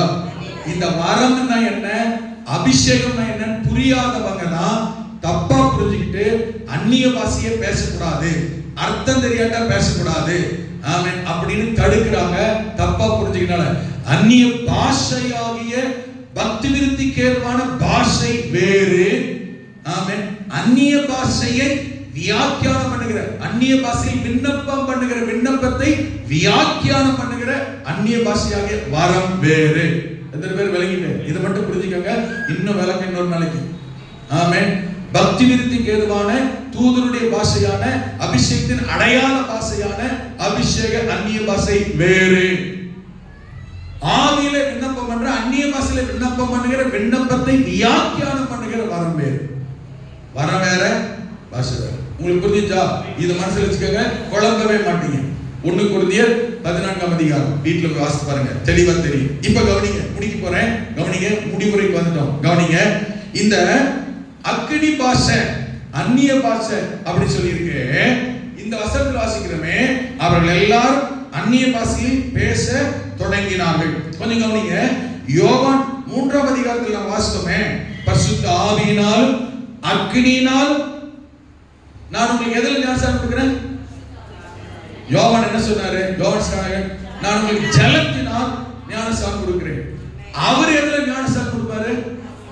கொஞ்சம் கவனிங்க, இதை மட்டும் சொல்லி ஜெபம் பண்ணலாம். இது புரிஞ்சிச்சுனாலே ஆமென், ஜெபம் பண்ணலாம். ஞானஸ்நானம்னா என்ன? எத்தனை பேர் ஞானஸ்நானம் எடுத்துக்கிறீங்க? அல்ல, எத்தனை பேர் ஞானஸ்நானம் எடுத்துக்கிறீங்க? எதுல ஞானஸ்நானம் எடுத்தீங்க? அப்ப ஸ்நானம், ஞானஸ்நானம்னா என்ன? ஸ்நானம்னா என்ன? தண்ணீர்ல, தண்ணீர் முழுக்க ஞானஸ்நானம் இல்லையா? தண்ணீர் ஞானஸ்நானம், ஜலத்தினா ஞானஸ்நானம், ஜலத்துல தண்ணீர்ல முழுகுதல் அல்லது கழுவுதல் அர்த்தம். இப்போ முழுகுறோம். அப்ப தண்ணியில முழுகுறோம்னா முற்றிலும் என்ன செஞ்சிடறோம்? தண்ணிக்குள்ள போயிடுறோம். இது ஜலத்தினால கொடுக்கிற ஞானஸ்நானம். கொஞ்சம் கவனிங்க, யோவான் என்ன சொன்னாரு? நான் இப்படி ஜலத்துல முக்குறேன், ஞான ஸ்நானம் பண்றவங்கள முழுக வைக்கிறேன். அவர் என்ன பண்ணுவார்? உங்களை ஆவியினால், பரிசுத்த ஆவியினாலும் அக்னியினாலும் உங்களை ஸ்நானம் முக்க போறாரு. இப்ப கவனிக்கணும், ஜலத்தினால முங்கிட்டும் தெரியும். அப்ப பரிசுத்த ஆவியினால அக்னியினால நாம எப்படி முங்க முடியும்? அப்ப என்ன அர்த்தம்? அவர் அதை தான் ஞானஸ்நானம் கொடுக்கிறாரு. அப்ப அக்னியினால் பரிசுத்த ஆவியினால் ஸ்நானம் பண்றதுன்னா என்ன? நடந்ததா? நடக்குமா? நடக்குதா? நமக்கு நடந்துச்சா? வசனத்தின்படி என்ன அடையாளம்? நல்லா கவனிக்கணும். ஸ்நானம்னா கழுவுதல். அப்போஸ்தலர் கொஞ்சம் கவனிங்க, 1:8 எடுத்தீங்கன்னா இயேசு சொல்லுவாரு, ஆமென், பரிசுத்த ஆவி உங்களிடத்தில், கொஞ்சம் கவனிக்கணும், பரிசுத்த ஆவி உங்களிடத்தில், தமிழ்ல உங்களிடத்தில் போட்டிருக்கு, ஆங்கிலத்துல அப்பான் யூ அப்படின்னு போட்டிருக்கு. அப்பான் என்ன அர்த்தம்? உங்க மேல. இப்ப பரிசுத்த ஆவியானவர் யார் மேல? என் மேல, உங்க மேல வருகிறார். ஓகேவா? இப்ப கவனிக்கணும், மைனூட்டா கவனிங்க, உங்க மேல வருகிறார். யோவான்ல வாசிங்கன்னா 14ஆம் அதிகாரம் 17ஆம் வசனம். யோவான் 14:17 வாசிங்க. இது யாரா விளக்க கேட்டாங்கன்னா கவனிக்கணும், இத புரிஞ்சினாதான் நீங்க யாரா விளக்க கேட்டா பெந்தேகோஸ்தேக்காரங்க சொல்ல முடியும். இல்லைன்னா என்னைக்கு நீ அக்னியில இறங்கின, என்னைக்கு நெருப்புல இறங்கின, என்னைக்கு ஆவில இறங்கினு கேட்பாங்க. தெளிவா தெரிஞ்சுக்காங்க. இதை தெரிஞ்சாதான் நீங்க பெந்தேகோஸ்தேக்காரர்கள் மற்றவர்களுக்கு தெளிவா விளக்க முடியும். பரிசுத்த ஆவி இப்ப யார் மேல? நம்ம மேல வந்தாரா? யோவான் 14:17 வாசிங்க. உலகம் அந்த சத்திய ஆவியானவரை காணாமல் அறியாமல் இருக்கிறபடியால் அவரை பெற்றுக் கொள்ள முடியாது. ஆனா ஆனா உங்களுக்கு அவர் யாருன்னு தெரியும். யாரு? இயேசு போய் தேற்றவனை அனுப்புகிறவர். நம்மோடு கூட இருக்க அனுப்பப்பட்டவர். சரியா? ஆமென். அங்க பாருங்க, அவர் உங்கள் உடனே, ஆங்கிலத்தில் சொல்லப்பட்டிருக்கிறது உங்களுடனே, with you. உங்க கூட என்ன அர்த்தம்? என் கூட ஆண்டவர் இருக்கிறார் என்ன அர்த்தம்? என் கூடவே, என்னை சுற்றி. எத்தனை பேருக்கு புரியுது? முதல்ல எப்படி இருக்கிறாரு? மேல. இப்போ என் கூட, என் கூடனா முன்னாடி சைடுல, முன்னாடி பின்னாடி சைடுல எல்லாம் என் கூடவே எங்க வேணாலும் இருக்கிறார். விளங்கிட்டா? இப்போ அடுத்த வார்த்தை என்ன சொல்லுங்க பாருங்க. முத upon you, second with you, இப்போ within you, உங்களுக்கு உள்ளே. இப்ப சொல்லுங்க, பரிசுத்த ஆவியானவர் ஆமென் எனக்கு மேல இருக்கிறாரு, என்னை சுற்றி இருக்கிறாரு, இப்ப எனக்கு உள்ள இருக்கிறார். இப்ப நான் எப்படி இருக்கிறேன்? உள்ளேயும் மேலையும் சுற்றி அவர் இருக்கிறாரு. அப்ப நான் எதுக்குள்ளதான் இருக்கிறேன்? ஆவியானவருக்குள்ள. விளங்கிட்டா? யோவான் ஜலத்துல ஞானஸ்நானம் கொடுத்தாரு. இப்போ இயேசு நம்மளை எதுல நிரப்புறாரு? பரிசுத்த ஆவியில. நிரப்பும் போது எப்படி நிரப்புறாரு? எனக்கு மேல இருக்கிறாரு, என் கூட இருக்கிறாரு, எனக்கு உள்ள இருக்கிறார். இப்போ என்னை சுத்தி சுத்தி உள்ளேயும் வெளியே மேலையும் யார் தான்? விளங்கிட்டா? ஞானஸ்நானம் புரிஞ்சிச்சா? இப்ப ஆவினால அக்கினினால ஞானஸ்நானம் புரிஞ்சிச்சா? சரி, இது ஆவினால ஞானஸ்நானம் இதுவரைக்கும் புரிஞ்சிச்சு. கவனிக்கணுங்க, எதுல ஸ்நானம் பண்ணப்படுவீங்க? பரிசுத்த ஆவியினாலும் அக்கினியினாலும். உண்மையிலே பரிசுத்த ஆவியினாலும் அக்கினியினாலும் தான் நீங்களும் நானும் ஸ்நானம் பண்ணப்பட்டிருக்கிறோமா? கொஞ்சம் கவனிக்கணும். இந்த இடத்துல அப்போஸ்தலர் வாசிக்கிற போது நல்லா கவனிங்க. ரெண்டாவது வாசகம் இல்லையா, அங்க எழுதி இருக்குது 3-4 வசனத்தை மென்ஷன் பண்ணும்போது, அல்லாமலும் அக்கினிமயமான நாவுகள் போல பிரிந்திருக்கும் நாவுகள் அவர்களுக்கு காணப்பட்டு அவங்களுக்கு அந்நிய பாஷையில் பேசினார்கள். பரிசுத்த ஆவியானவர் வந்து இறங்கினார். கவனிங்க, பரிசுத்த ஆவியானவரால் நிரப்பப்பட்ட அந்த நிரப்பப்பட்ட நிறைவின் அடையாளத்துக்கு அவங்க என்ன செஞ்சாங்களா? அந்நிய பாஷையில பேசினாங்கல்ல. தமிழ்ல என்ன பேர் அதுக்கு? பேசினாங்கல்ல, தமிழ்ல என்ன பேரு? அந்நிய பாஷை. சரியா? இது எபிரேய பாஷையில எப்படி மொழிபெயர்க்கப்பட்டிருக்குன்னா, இவங்க பெற்றுக்கொண்ட அபிஷேகத்துக்கு பேசுற வார்த்தைக்கு என்ன பாஷை தமிழ்ல? அந்நிய பாஷை. எபிரேய பாஷையில சொல்லும்போது முடிஞ்சா எழுதி வச்சுக்கங்க, புரியுற மாதிரி இருந்தா. யாருன்னா கேட்டா நீங்க சொல்லணும். ஆமென். ஹீப்ரூல சொல்லப்பட்டிருக்கு லெஷோன் ஈஷ் அப்படின்னு வருது. என்னென்ன படிச்சு சொல்லிட்டு இருக்காரு, இது நமக்கு தேவை நினைக்காதீங்க. பெந்தேகோஸ்தேக்காரங்க தெரிஞ்சு வச்சிருக்கிற ஒண்ணு. இது காரணம் விளக்கம் கேட்டா சொல்ல தெரியும். அபிஷேகம் அந்நிய பாஷையில அக்கினினால அபிஷேகம் பண்ணிக்கலாம் கேட்டா, ஆமாண்ணா எங்க அக்கினினால எப்படி அபிஷேகம் பண்றேன்னு கேட்பாங்க. இது என்ன பேர் தான்? லெஷோன் ஈஷ் அப்படின்னு பேரு. லெஷோன் என்ற வார்த்தைக்கு கவனிங்க, லெஷோன் என்ற வார்த்தைக்கு ஆமென் பாஷை அப்படின்னு அர்த்தம். லெஷோன் என்ற வார்த்தைக்கு பாஷை அப்படின்னு அர்த்தம். ஈஷ் என்ற வார்த்தைக்கு அக்கினின்னு அர்த்தம். மூல பாஷையில என்னது?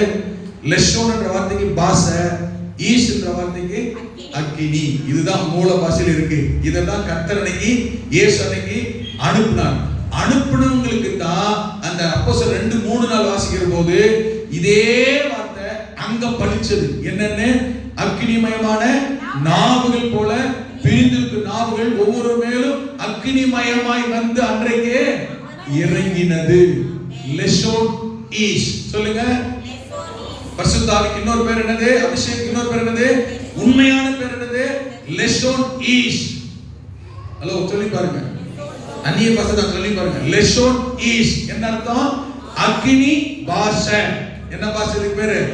அப்ப பரிசுத்த ஆவியானவர் நம்ம நிரப்பும் போது தொடும் போது எதனால நிரப்புறாரு? அக்கினி பாஷையினால் நிரப்புகிறார். அப்படி என்றால் உங்களுக்குள்ளும் எனக்குள்ளும் இருக்கிறது பரிசுத்த ஆவியானுடைய அபிஷேகம். எப்படி இருக்குது, எப்படி இறங்குது, எப்படி தொடர்றாருன்னா அக்கினி பாஷையினால், பரலோக பாஷையினால் கர்த்தர் இறங்குகிறார், தொடுகிறார். கரங்களை உயர்த்தி சொல்லுங்க பார்க்கலாம். லெஷோன் ஈஷுக்காக உண்மையாகவே வேத வசனத்தின்படி சத்தியத்தின்படி அன்றைக்கும் சீஷர்கள் மேல் 120 பேர் மேல் இது அப்படியே வந்தது, இறங்கினது. ஆமென். கர்த்தர்களை நிரப்பினார். இன்றைக்கும் அநேகர் கர்த்தர் தொடும்போது சரீரத்தில் ஒரு மாற்றம், ஒரு தொடுதல், ஒரு விடுதலை, ஒரு பலன், அக்கினி இறங்குறது போல, ஒரு சில்னஸ் போல ஏதோ ஒண்ணு. ஆனா வர்றது பரலோகத்தில் வருகிறது, அக்கினி பாஷையினால் வருகிறது, அக்கினி மயமாய் வருகிறது, அந்நிய பாஷையாய் வருகிறது, பிரிந்திருக்கும் நாவுகளாய் வருகிறது. கர்த்தர் தொடுகிறார், பலப்படுத்துகிறார், ஆசீர்வதிக்கிறார். எதற்காக? இதுதான் முக்கியமான காரியமே. இன்னொரு நாளைக்கு சொல்றேன். ஆமென். ஆனா இந்த 2 வார்த்தை குறித்து வைத்துக் கொள்ளுங்கள். எதற்காக இந்த அக்கினி பாஷை, அபிஷேக பாஷை, ஆவியானவர், பரிசுத்தாவின் அபிஷேகம் எதற்காக, ஏன்? 2 காரியம் தான். ஆமென். அப்போஸ்தலர் 1:8 ஆண்டு சொன்னாரு, நீங்கள் ஆமென் ஆமென் பரிசுத்த ஆவி உங்களிடத்தில் வரும்பொழுது நீங்கள் 1 பலன் அடைவீர்கள், 2வது எனக்கு சாட்சிகளாக இருப்பீர்கள். இந்த 2 காரியத்துக்காக ஆண்டவர் உங்களுக்கு இருக்கும் அக்கினி பாஷையான லெஷோன் ஈஷ், அக்கினி பாஷையை, அபிஷேகத்தை, ஸ்நானத்தை கர்த்தர் உங்களுக்கு இருக்கும் கொடுத்திருக்கிறார், இன்னமும் கொடுப்பார். ஆமென். அவர் வருகை மட்டும் அந்த அபிஷேகத்தை கொடுப்பார். எதுக்கு 2 பரிசுத்த அபிஷேகம் எது கொடுக்கப்பட்டிருக்கிறது? 1 பலன் அடைவீர்கள். ஆவியிலேயும் பலன், மாம்சத்திலேயும் பலன். ஆமென். ஆவிக்குரிய பலன். ஆமென். 5 விதமான காரியங்களை செய்யுங்க. மாம்ச பலன் மத்தவங்களை அடிக்க இல்ல, ஆவியில கொடுக்கிற பலனை பிராக்டீஸ் பண்றதுக்கு இந்த சரீர பலன் தேவை. 2 கர்த்தர் பலப்படுத்துகிறார், ஆசீர்வதிக்கிறார். 5 குறிப்புகள், தலைப்பை மட்டும் சொல்லுகிறேன், குறித்து வைத்துக் கொள்ளுங்கள். 1 ஆவிக்குரிய பலத்தில் எதற்கு பரிசுத்த ஆவியானவர்? ஆமென். பரிசுத்த ஆவியானவர் நம்முடைய ஆவியை ஏன் பலப்படுத்துகிறார் என்றால், யோவான் சுவிசேஷத்தில் வாசிக்கிற போது 16ஆம் அதிகாரம் 7-8 வசனங்கள். நம்பர் 1 புரிஞ்சுக்கங்க. ஆமென். யோவான் சுவிசேஷம் 16:7-8 வசனம். பாவத்தை மேற்கொள்ளும்படி பரிசுத்த ஆவியானுடைய பலன் தேவை. அவர் வந்து, பரிசுத்த ஆவியானவர் வந்து, தேற்றரவாளன் வந்து பாவத்தை குறித்தும் நீதியை குறித்தும் நியாயத்தீர்ப்பை குறித்தும் கண்டித்து உணர்த்துவார். பாவத்தை குறித்து கண்டித்து உணர்த்த பரிசுத்த ஆவியானவர் தேவை. பரிசுத்த ஆவியானவர் இருந்தால்தான் ஆமென் நாம் கண்டிக்கப்பட, உணர்த்தப்பட, எச்சரிக்கப்பட, ஆலோசனை பெற, நல்ல வழிகாட்டுதலில் பரிசுத்த ஜீவியம் செய்ய முடியும். நிச்சயமாகவே ஒரு மனிதன் பரிசுத்த ஆவியின் அபிஷேகத்தை பெற்றுக் கொண்டால்தான் பாவம், நீதி, நியாயத்தீர்ப்பை குறித்து உணர்வடைய முடியும். பரிசுத்த அபிஷேகத்தை பெற்றுக் கொள்ளாவிட்டால், ஆமென், ஆவியானவர் இடம் கொடாவிட்டால் பாவத்தை குறித்த குற்ற உணர்வு வராது, உணர்த்துதல் வராது, கண்டித்தல் வராது. அதே சமயத்தில் பாவம், உணர்த்துதல், கீழ்ப்படியாமை, நாம சரியில்லாத காரியங்கள் உணர்த்தப்படும் போது உணர்வடையவும், மனம் திரும்பவும், ஆசீர்வாதத்துக்கு ஏற்றவர்களாய் மாறவும் பரிசுத்த ஆவியானவர் தான் உதவி செய்கிறார். சில நேரங்களில் ஆமென் புத்தி சொல்லும் போது, ஆலோசனை சொல்லும் போது, கடிந்து கொள்ளும் போது நம்முடைய மனம் ஏற்க மறுக்கிறது என்றால் பரிசுத்த ஆவியானவருக்கு நம்ம கீழ்ப்படியல, ஒப்பு கொடுக்கல, அர்ப்பணிக்கல, நமக்கு அவருக்கு தொடர்பு இல்லைன்னு அர்த்தம். ஹலோ, புரியுது? நமக்குள்ள பரிசுத்தர் இருக்கிறார்னா, ஊழியக்காரர் சொல்லும் போது, மூத்தவர் சொல்லும் போது, அபிஷேகம் பெற்றவர் சொல்லும் போது நாம நிதானிக்க சொல்லும், ஏற்றுக்கொள்ள சொல்லும், ஒப்பு கொடுக்க சொல்லும், மனம் திரும்ப சொல்லும். அந்த உணர்வே இல்லைன்னா பரிசுத்த ஆவியானவருக்கு உங்களுக்கும் தொடர்பு இல்லை என்று அர்த்தம். ஏன்னா பரிசுத்த ஆவியானவர் வந்தா, அவர் வந்தா பாவத்தை குறித்து கண்டித்து உணர்த்துவார், கீழ்ப்படியாமை கண்டித்து உணர்த்துவார், சரி எது, நீதி எது, நியாயம் எது கண்டித்து என்ன செய்வாரா? சரி என்ன சொல்லுவார். அப்ப சொல்லும் பொழுது ஆமென், நான் உணர்வடையும் போது, எனக்குள் பரிசுத்த ஆவி இருக்கும் போது நான் மனம் திரும்ப, ஒப்பு கொடுக்க, சரியாக என்னை அர்ப்பணிப்பேன், சரியாக கர்த்தர் பயன்படுத்த ஆரம்பிச்சிருவேன். 2வது பிசாசின் தந்திரங்களை எதிர்க்க. இது ரொம்பமான காரியம். இன்னைக்கு இருக்கா ஜெபம் பண்ண போறோம். இப்போ இந்த பிரசங்கம் முடிச்சிட்டு தான் ஜெபம் பண்ண போறோம். ஆண்டவர் தான் ஜெபம் பண்ண சொல்லியிருக்கிறார். ஜெபம் பண்ணிட்டு போறோம். என்னன்னா பிசாசின் தந்திரங்கள். எத்தனை பேருக்கு தெரியும் நம்ம வாழ்க்கையில நாம கிறிஸ்துவோட, ஆண்டவரோட ஆசீர்வாதத்துல நிக்க கூடாது, ரட்சிப்புல நிற்க கூடாது, அழைப்புல நிற்க கூடாது, பெற்ற அபிஷேகத்துல நிற்க கூடாது, கிருபை வல்லமை வரங்கள்ல நிலை நிற்க கூடாதுன்னு நமக்கு விரோதமாய் பிசாசு தந்திரமாய் கர்த்தரை விட்டு, கர்த்தருடைய காரியத்தை விட்டு, சபையை விட்டு, ஊழியத்தை விட்டு, ஊழியக்காரனை விட்டு பிரிக்க அவன் தந்திரமாய் செயல்படுகிறான்னு உங்களுக்கு எத்தனை பேருக்கு தெரியும்?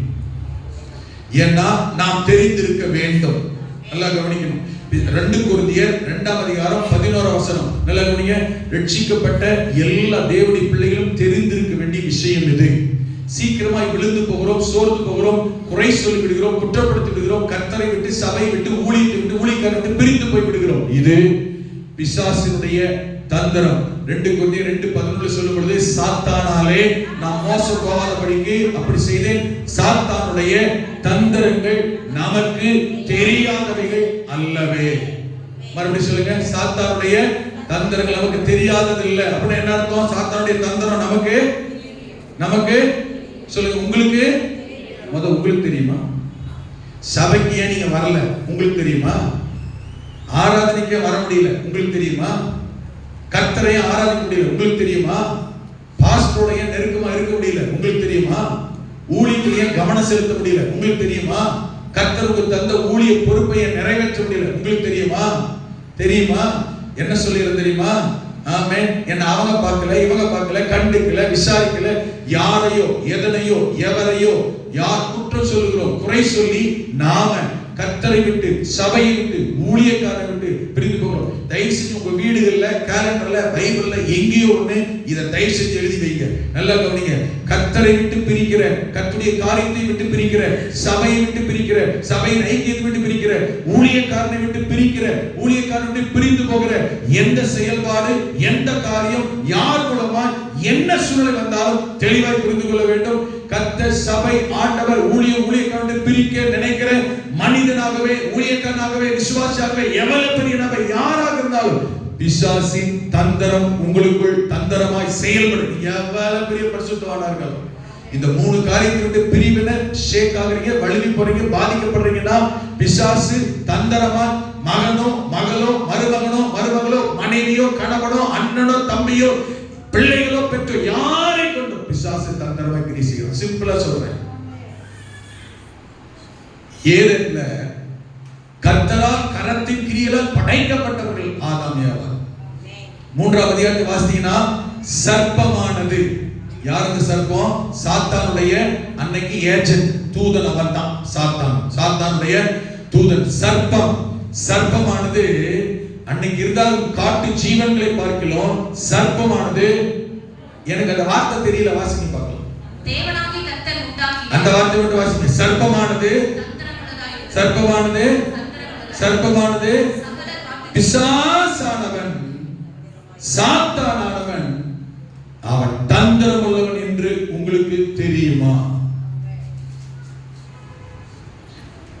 4 மாசமா சபைக்கு வரல, ரட்சிக்கப்பட்டு ஞானசாரத்தை 20 வருஷம் 18 வருஷமா விசுவாசி.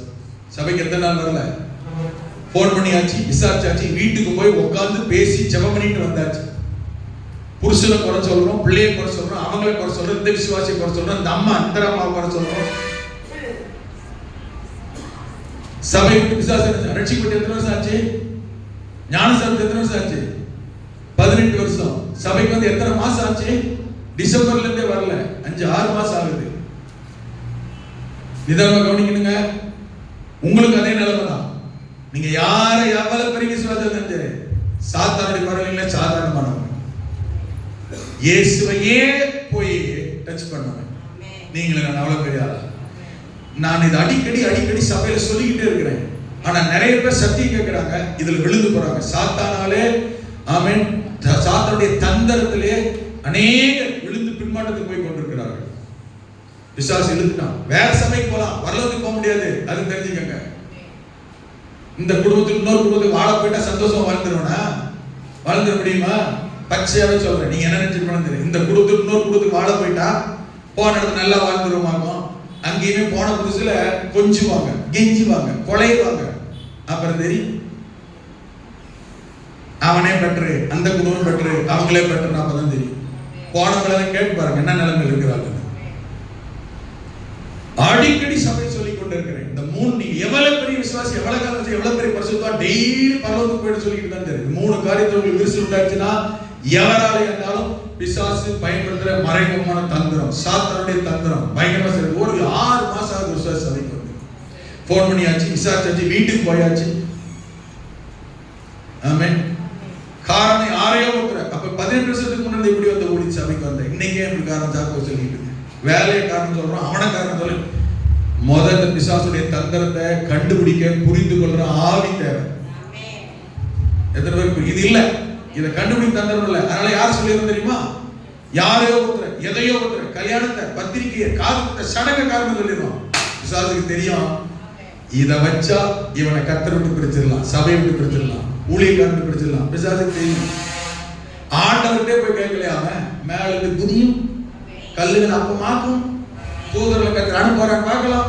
எல்லாத்தையும் எனக்கு என்னை விழுந்து வணங்கும். யாரை கேட்டான்? அவனை படைச்சவரே, அவனை படைச்சவர்கிட்ட போய் கேட்டான். நீங்களா நான் அவரோட பெரிய ஆள? பிசாசோட பார்வையில ஜுஜுபி தெரிஞ்சுக்கங்க. ஆனா அவன் எவ்வளவு பெரிய ஆளா இருக்கணும், அவனுடைய தந்திரம் இதுன்னு கண்டுபிடிச்சிட்டோம். இன்னைக்கு நான் சபைக்கு அப்படியா போனது, அவன் தந்திரம் தெரியும். ஆணுடைய கருத்து செயல்பட முடியாம போனது அவன் தந்திரம்னு தெரியணும். முதல்ல யாரையா சொல்லிருக்கோம், பாஸ்டர் போனா வாங்கன்னு கூட சொல்றது இல்ல, பாஸ்டர் சாத்தானா பாக்குறது. நான் போனேன், அவங்க என்னை கண்டுக்கிறவே இல்லை. விசுவாசி மூஞ்சி தூக்கிட்டு விசுவாசி என்ன சாத்தானா பாக்குறது. என்னோட ஆவிக்குரிய ஜீவி அவன் பார்த்தாங்கன்னா பார்க்கட்டா என்ன, கூப்பிட்டா என்ன கூப்பிடாட்டா என்ன, என்னை வாங்கினாட்டா வரட்டா என்ன, இது எனக்கு ஆண்டருக்குள்ள காரியம், எனக்கு என் சபைக்குள்ள காரியம், எனக்கு எங்க பாஸ்டருக்குள்ள காரியம். இந்த தந்திரத்தை யார் புரிஞ்சுக்கிறாங்களோ அவங்களால மட்டுமே ஜெயிக்க முடியும். இல்லைன்னா புருஷனையும் பிள்ளைகளையும் பாஸ்டரையும் சபையும் விசுவாசியும் வாழ்நாளுக்கு இதையே குறை சொல்லி பிசாசோட வளையல்களுக்கு பின்மாற்றத்துக்கு போயிடும். ஹலோ, பவுல் கேட்கிறாரு கொரிந்து சபை மக்களை பார்த்து, நான் உங்களை பார்த்து கேட்கிறேன், பிசாசின் தந்திரங்கள் நமக்கு தெரியாது. உங்களுக்கு தெரியுமா? முதல்ல தெரியுமாங்க? என்னைய பொறுத்த வரைக்கும் ஓப்பனா சொல்றேன், 99 பேருக்கு இங்க இருக்கிறவங்களுக்கு தெரியாது, கட்டாயம் உங்களுக்கு தெரியாது. ஏன் சாயங்காலம் 6 மணி ஜெபத்துக்கு வர முடியல? ஏதோ ஒரு சாக்கு சொல்லுவோம், பிசாசின் தந்திரம் தெரியல. இன்னைக்கு சாயங்காலம் 6 மணிக்கு ஜெபம், ஆயத்த ஜெபம் இருக்கு, நான் தான் போகணும், ரெடி பண்ணணும், இந்த ஊழியத்துக்கு போகணும், ஜெபத்துக்கு போகணும், இந்த கூட்டத்துக்கு போகணும், தெரியுமா இல்லையா? ஏன் வர முடியல? பிசாசோட தந்திரம். இது உங்க வீட்டு காரியம் இல்ல. என்ன ஜவுளி எடுக்க போனா நீங்க வர முடியல, ஆஸ்பத்திரிக்கு போனா போக முடியல, இது உங்க காரியம் இல்ல, கர்த்தருடைய காரியம். கர்த்தருடைய காரியம் எதில் ஈடுபட முடியலையோ, சபை காரியம் எதில் ஈடுபட முடியலையோ, கர்த்தரோட எதை நெருங்க முடியலையோ, ஊழியக்காரோட எதை நெருங்க முடியலையோ, பிசாசுடைய தந்திரம். அது எவரா வேண்டுமானாலும் இருக்கலாம். அதுக்கு காரணம் தெளிவா புரியுதா? முதல்ல இதை புரிஞ்சுக்கோங்க, இதை கேளுங்க, இதை கண்டுபிடிங்க. உடனே யாரையோ குறை சொல்லாதீங்க. பிசாசு சந்தோஷப்படுவான். நான் நினைச்சது பத்தியா கரெக்டா நடக்குது, நான் நினைச்சது பத்தியா சூப்பரா நடக்குது, நான் நினைச்ச மாதிரி அவங்கள சந்தேகப்படுறாங்க, நான் நினைச்ச மாதிரி அவங்கள நல்ல வேலை என்னையே கண்டுபிடிக்கல, நம்ம சந்தோஷப்படுறோம். அதனால பவுல் கேட்கிறான், இந்த பிரச்சனை, இந்த போராட்டம், இந்த தடைக்கு காரணம் பிசாசு தான், அவன் தந்திரம் தான், தெரியுமா? ஆமென். போனா ஞாயிற்றுக்கிழமை வர முடியல, ஈஸியா சொல்லிடலாம், பாஸ்டர் அது பாஸ்டர் எக்ஸாக்டான காரணம் பார்வோட தாங்க செஞ்சான். தந்திரத்தை புரிஞ்சுக்கோங்க. அப்ப தந்திரம் தெரியுதுல, நீ சாயங்காலம் வர முடியாதுன்னு, இதை விட முக்கியமான காரியம் இல்லைன்னு இடத்துக்கு வரணும். அப்போ அந்த விசுவாசி, அதனாலதான் பவுல் எழுதினாரு எபேசியர் 6ல, பிசாசின் தந்திரங்களை எதிர்த்து நிற்க திராணி உள்ளவர்களா மாறுங்க. புரியுது? புரிஞ்சுச்சா? அப்ப பிசாசின் தந்திரத்தை எதிர்த்து நிற்க முதல் கண்டுபிடின்றாரு. முதல் இது பிசாசின் தந்திரம் கண்டுபிடி. நீ எந்த காரணத்தை வர முடியாததுக்கு நீ காரணமா எடுத்துக்கிறையோ, பிசாசை ஜெயிச்சுட்டான்னு அர்த்தம். உனக்கு விவரம் இல்லைன்னு அர்த்தம். ஆவிக்குரிய ஜீவிதத்துல நீ எவ்வளவு பெரிய ஆளா இருந்தாலும் உனக்கு கண்டுபிடிக்க தெரியலன்னு அர்த்தம். கண்டுபிடி. முதல்ல கண்டுபிடிச்சு என்ன செய்ய? எபேசியர் 6:10 சொல்றார், கர்த்தரில் கர்த்தருடைய சத்துவத்தின் வல்லமையில் பலப்படு. கீழே வசனத்தை வாசி பாருங்க, பிசாசின் தந்திரங்களோட எதிர்த்து நிற்க திராணி உள்ளவனா மாறு. நான் சொல்றேன் புரியுது? இத சபையில் இருக்கிற சின்ன பிள்ளைங்க பெரிய கண்டுபிடிக்க தெரியும். இன்னைக்கு நான் சபைக்கு போக முடியலையே, பிசாசு போராடுறான். ஆமென். எங்க மாமனார் வீட்டுக்கு வந்துட்டாரு, பிசாசு கொண்டு வந்துட்டான்னு அர்த்தம். மாமனார் பிசாசு இல்ல, மருமகன் பிசாசு இல்ல, மச்சான் பிசாசு இல்ல, கொண்டு வந்துட்டான்னு அர்த்தம். அப்ப நாம அதே மாமனாட்ட மருமகிட்ட சித்தமகிட்ட பெரியவங்கிட்ட அண்ணங்கிட்ட தம்பிக்கிட்ட மாங்கிட்ட மாங்கிட்ட சொல்லணும். அவங்க கிட்ட பிசாசு தந்திரத்தை புரிஞ்சு வீட்டுல வீட் பண்ணுங்க. சர்ச்சுக்கு போய் வந்தவன், ஆண்டவரை தேடிட்டு வந்தவன், அவங்க ஒண்ணு கோச்சிக்கிட்டு போயிட மாட்டாங்க. ஆமென். ஒண்ணு நம்ம கூட சபைக்கு வருவாங்க, இல்லைன்னா நீங்க கர்த்தரை ஆராதிக்கிறதுக்கு தடை பண்ணாம இன்னொரு ஞாயிற்றுக்கிழமை வரவே மாட்டாங்க. வரக்கூடாதுன்னு சொல்லல. பிசாசு உங்களுடைய ஆவிக்குரிய ஜீவிதத்தை கர்த்தரை விட்டு சபையை விட்டு ஊழியத்தை விட்டு பிரிக்க அவன் தந்திரமா யாரையோ பயன்படுத்துறான். அன்னைக்கு சாத்தான் தந்திரமா பயன்படுத்தினா, சர்ப்பத்தை நீ போமா, நீ போயிட்டு வா பாரு. ஏவாள் சும்மா தான் நிக்கிறா. ஏவாள் யார் தெரியுமா? ஆதாம் தெரியுமா? ஆண்டுடைய கரத்தினால, கற்பனையில, ஆசையில எதிர்பார்த்து ஆசையா உருவாக்கி கையினால படைக்கப்பட்டவங்க. அவங்களையே போய் போட்டு பார்த்தான். போய் சொன்னா என்ன தெரியுமா? தேவன் கர்த்தர் உங்களை இந்த கனியை புசிக்க வேண்டாம் என்று சொன்னது உண்டோ? நம்புற மாதிரியே பேசுவான், கரெக்டா காரணம் சொல்ற மாதிரியே சொல்லுவான். இன்னைக்கு தான் ஞாயிற்றுக்கிழமை சண்டே எக்ஸாம் ரிசல்ட் மாஸ்டர், கரெக்டா உனக்கு தெரியும், உனக்கு ரிசல்ட் கூட சர்ச்சுக்கு போக மாட்டேன், ஒழுங்கா வந்துட்டு போயிருந்தா கூட நிறைய மார்க் வந்திருக்கும். இதெல்லாம் ஃபெயிலியர் ஆயிடும். ஆமென். சர்ச்சுக்கு வராம ஆராதனைக்கு வர அங்க போய் உட்கார்ந்துருப்போம். கல்யாணம் 10 மணிக்கு போயிட்டு வந்துடலாம், 12 மணி நேரம் போகணுமா கூட வராது. ஹலோ, உங்கதான் இருக்கீங்களா? இதெல்லாம் பிசாசுடைய மறுபடியும் சொல்லுங்க. என்ன விளங்குதோ புரியுதோ எனக்கு கூட புரியல. கர்த்தரை விட்டு, கர்த்தருடைய காரியத்தை விட்டு, சபையை விட்டு, ஆராதனை விட்டு, ஊழியக்காரன் ஊழியத்தை விட்டு பிரிக்கிற எது வேணாலும் யாரா கோடி ரூபாய் ஆனாலும் சரி, கலெக்டர் போஸ்டிங் ஆனாலும் சரி, அவங்க கணவன் மனைவி ஆனாலும் சரி, பெற்றோர் பிள்ளைகள் ஆனாலும் சரி, என்ன சம்பந்த உறவானாலும் வியாபாரம் சரி, பிசாசு பயன்படுத்துற தந்திரம். சாத்தான் கரெக்டா தன்னுடைய ஏஜென்ட்டை இவன் நம்பி ஏத்துக்கிற மாதிரியே அனுப்பினான் பாருங்க. அதோ ஆண்டி என்ற சத்தம் தனியா கேட்டதாம், சத்த கேட்ட திசையை நோக்கி திரும்பி பார்த்தாலாம். மிஸ்டர் சாத்தான் பாம்பு வேஷம். நிறைய பேருக்கு இந்த கூறுதான் இல்ல, இந்த விவரம் தான் இல்ல. ஆமென். மிஸ்டர் சாத்தான் என்ன வேஷம்? பேசுற மாதிரி அழகா, இன்னைக்கு மாதிரி அசிங்கமா இல்ல, பாம்பு அருவருப்பால இல்ல, அன்னைக்கு அழகா சூப்பரா அப்படியே டீசெண்டா போய் பேசி ஆண்டி பாட்டி, கண்டிப்பா பாட்டி கூப்பிட்டுருக்க மாட்டான், கண்டிப்பா திரும்பி பார்த்துக்க மாட்டான். கூறுகட்ட குப்பை என்னை பார்த்த பாட்டி மேடம் தெரியுது. ஆமென். ஆன்டின்னு கூப்பிடுற மாதிரி இருந்திருக்கா. அவனுக்கு தெரியும் என்ன சொன்னா ஏது சொன்னா கரெக்டா வாங்க, மடங்குவாங்க, வரமாட்டாங்க. ஆமென். ஆணுடைய பேச்சுக்கு கீழ்ப்படியாம போயிடுவாங்க, கரெக்டா தெரியும். முதல்ல அந்த தந்திரம் உங்களுக்கு தெரியுமான்னு பாருங்க. இது தந்திரம்ன்றது நிறைய பேர் தெரியாம யாரையோ குறை சொல்லிக்கிட்டு இருக்கோம். ஹலோ, இங்கதான் இருக்கீங்களா? வேலையை குறை சொல்றோம், வீட்டுக்காரரை குறை சொல்றோம், கிடையவே கிடையாது. ஆமென். இத பயன்படுத்துறான் அவன். அல்லேலூயா. அதனால பவுல் சொன்னாரு, அந்த தந்திரங்களை எதிர்க்க, ஜெயிக்க திராணியை எதிர்க்க. எங்கிருந்து ஒரு திராணி? கீழே சொல்றாரு பாருங்க. ஆமென். தேவனுடைய சர்வாயுத வர்க்கத்தை முதல்ல எடுத்துக்கொள்ளுங்க. ஒரே ஒரு வார்த்தை சொல்றேன், வசனம், வேத வசனம், ஆவியின் பட்டை எல்லாம் சொல்லிட்டு 18 வசனம் சொல்றாரு. ஆமென். எந்த சமயத்திலும் சகலவித வேண்டுதலோடும், சகலவித வேண்டுதல்னா பிசாசு நாளைக்கு சர்ச்சுக்கு போக முடியாது, இன்னைக்கு தெரியுமா இல்லையா? ஆமென். அதுக்கு துணை போக கூடாது, அத காரணம் சொல்லக்கூடாது. இவன் இல்லாட்டா இன்னொருத்தன், இது இல்லாட்டா அது, இந்த கல்யாணம் இன்னொரு கல்யாணம். கர்த்தரை விட்டு நம்ம பிரிக்கிறதுக்காக ஈடுபட்டு ஜெயிச்சுட்டான்னு வச்சுக்கோங்களேன், அடுத்த நாள் ஜெயிக்க முடியாது. ஒரு வேலை ஜெயிச்சுட்டான்னு கண்டுபிடிச்சு வச்சுக்கோங்களேன், அடுத்த ஜெயம் அவனுக்கு வர்றதை விடக்கூடாது. நான் சொல்றேன், புரியுது? எதுக்கு இருக்காங்க என்ன செய்ய? எந்த சமயத்தில் சகல ஜெபம் பண்ண ஆரம்பிக்கணுங்க சனிக்கிழமைய. ஆமென்.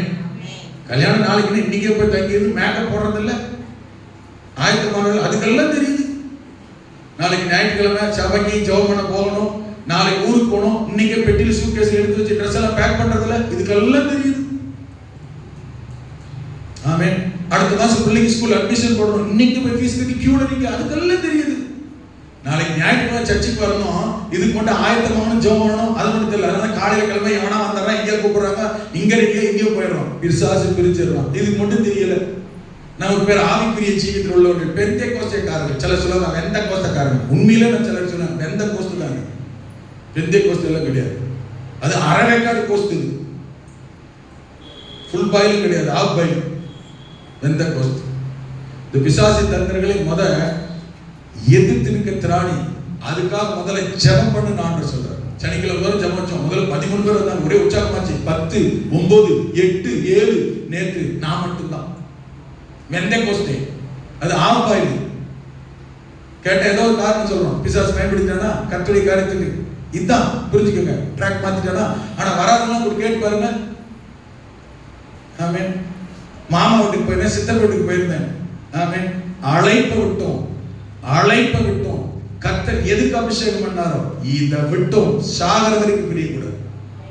விட்டுட்டோம்னு வச்சுக்கோங்க, சவுல் கதி தான். எத்தனை புரியுது?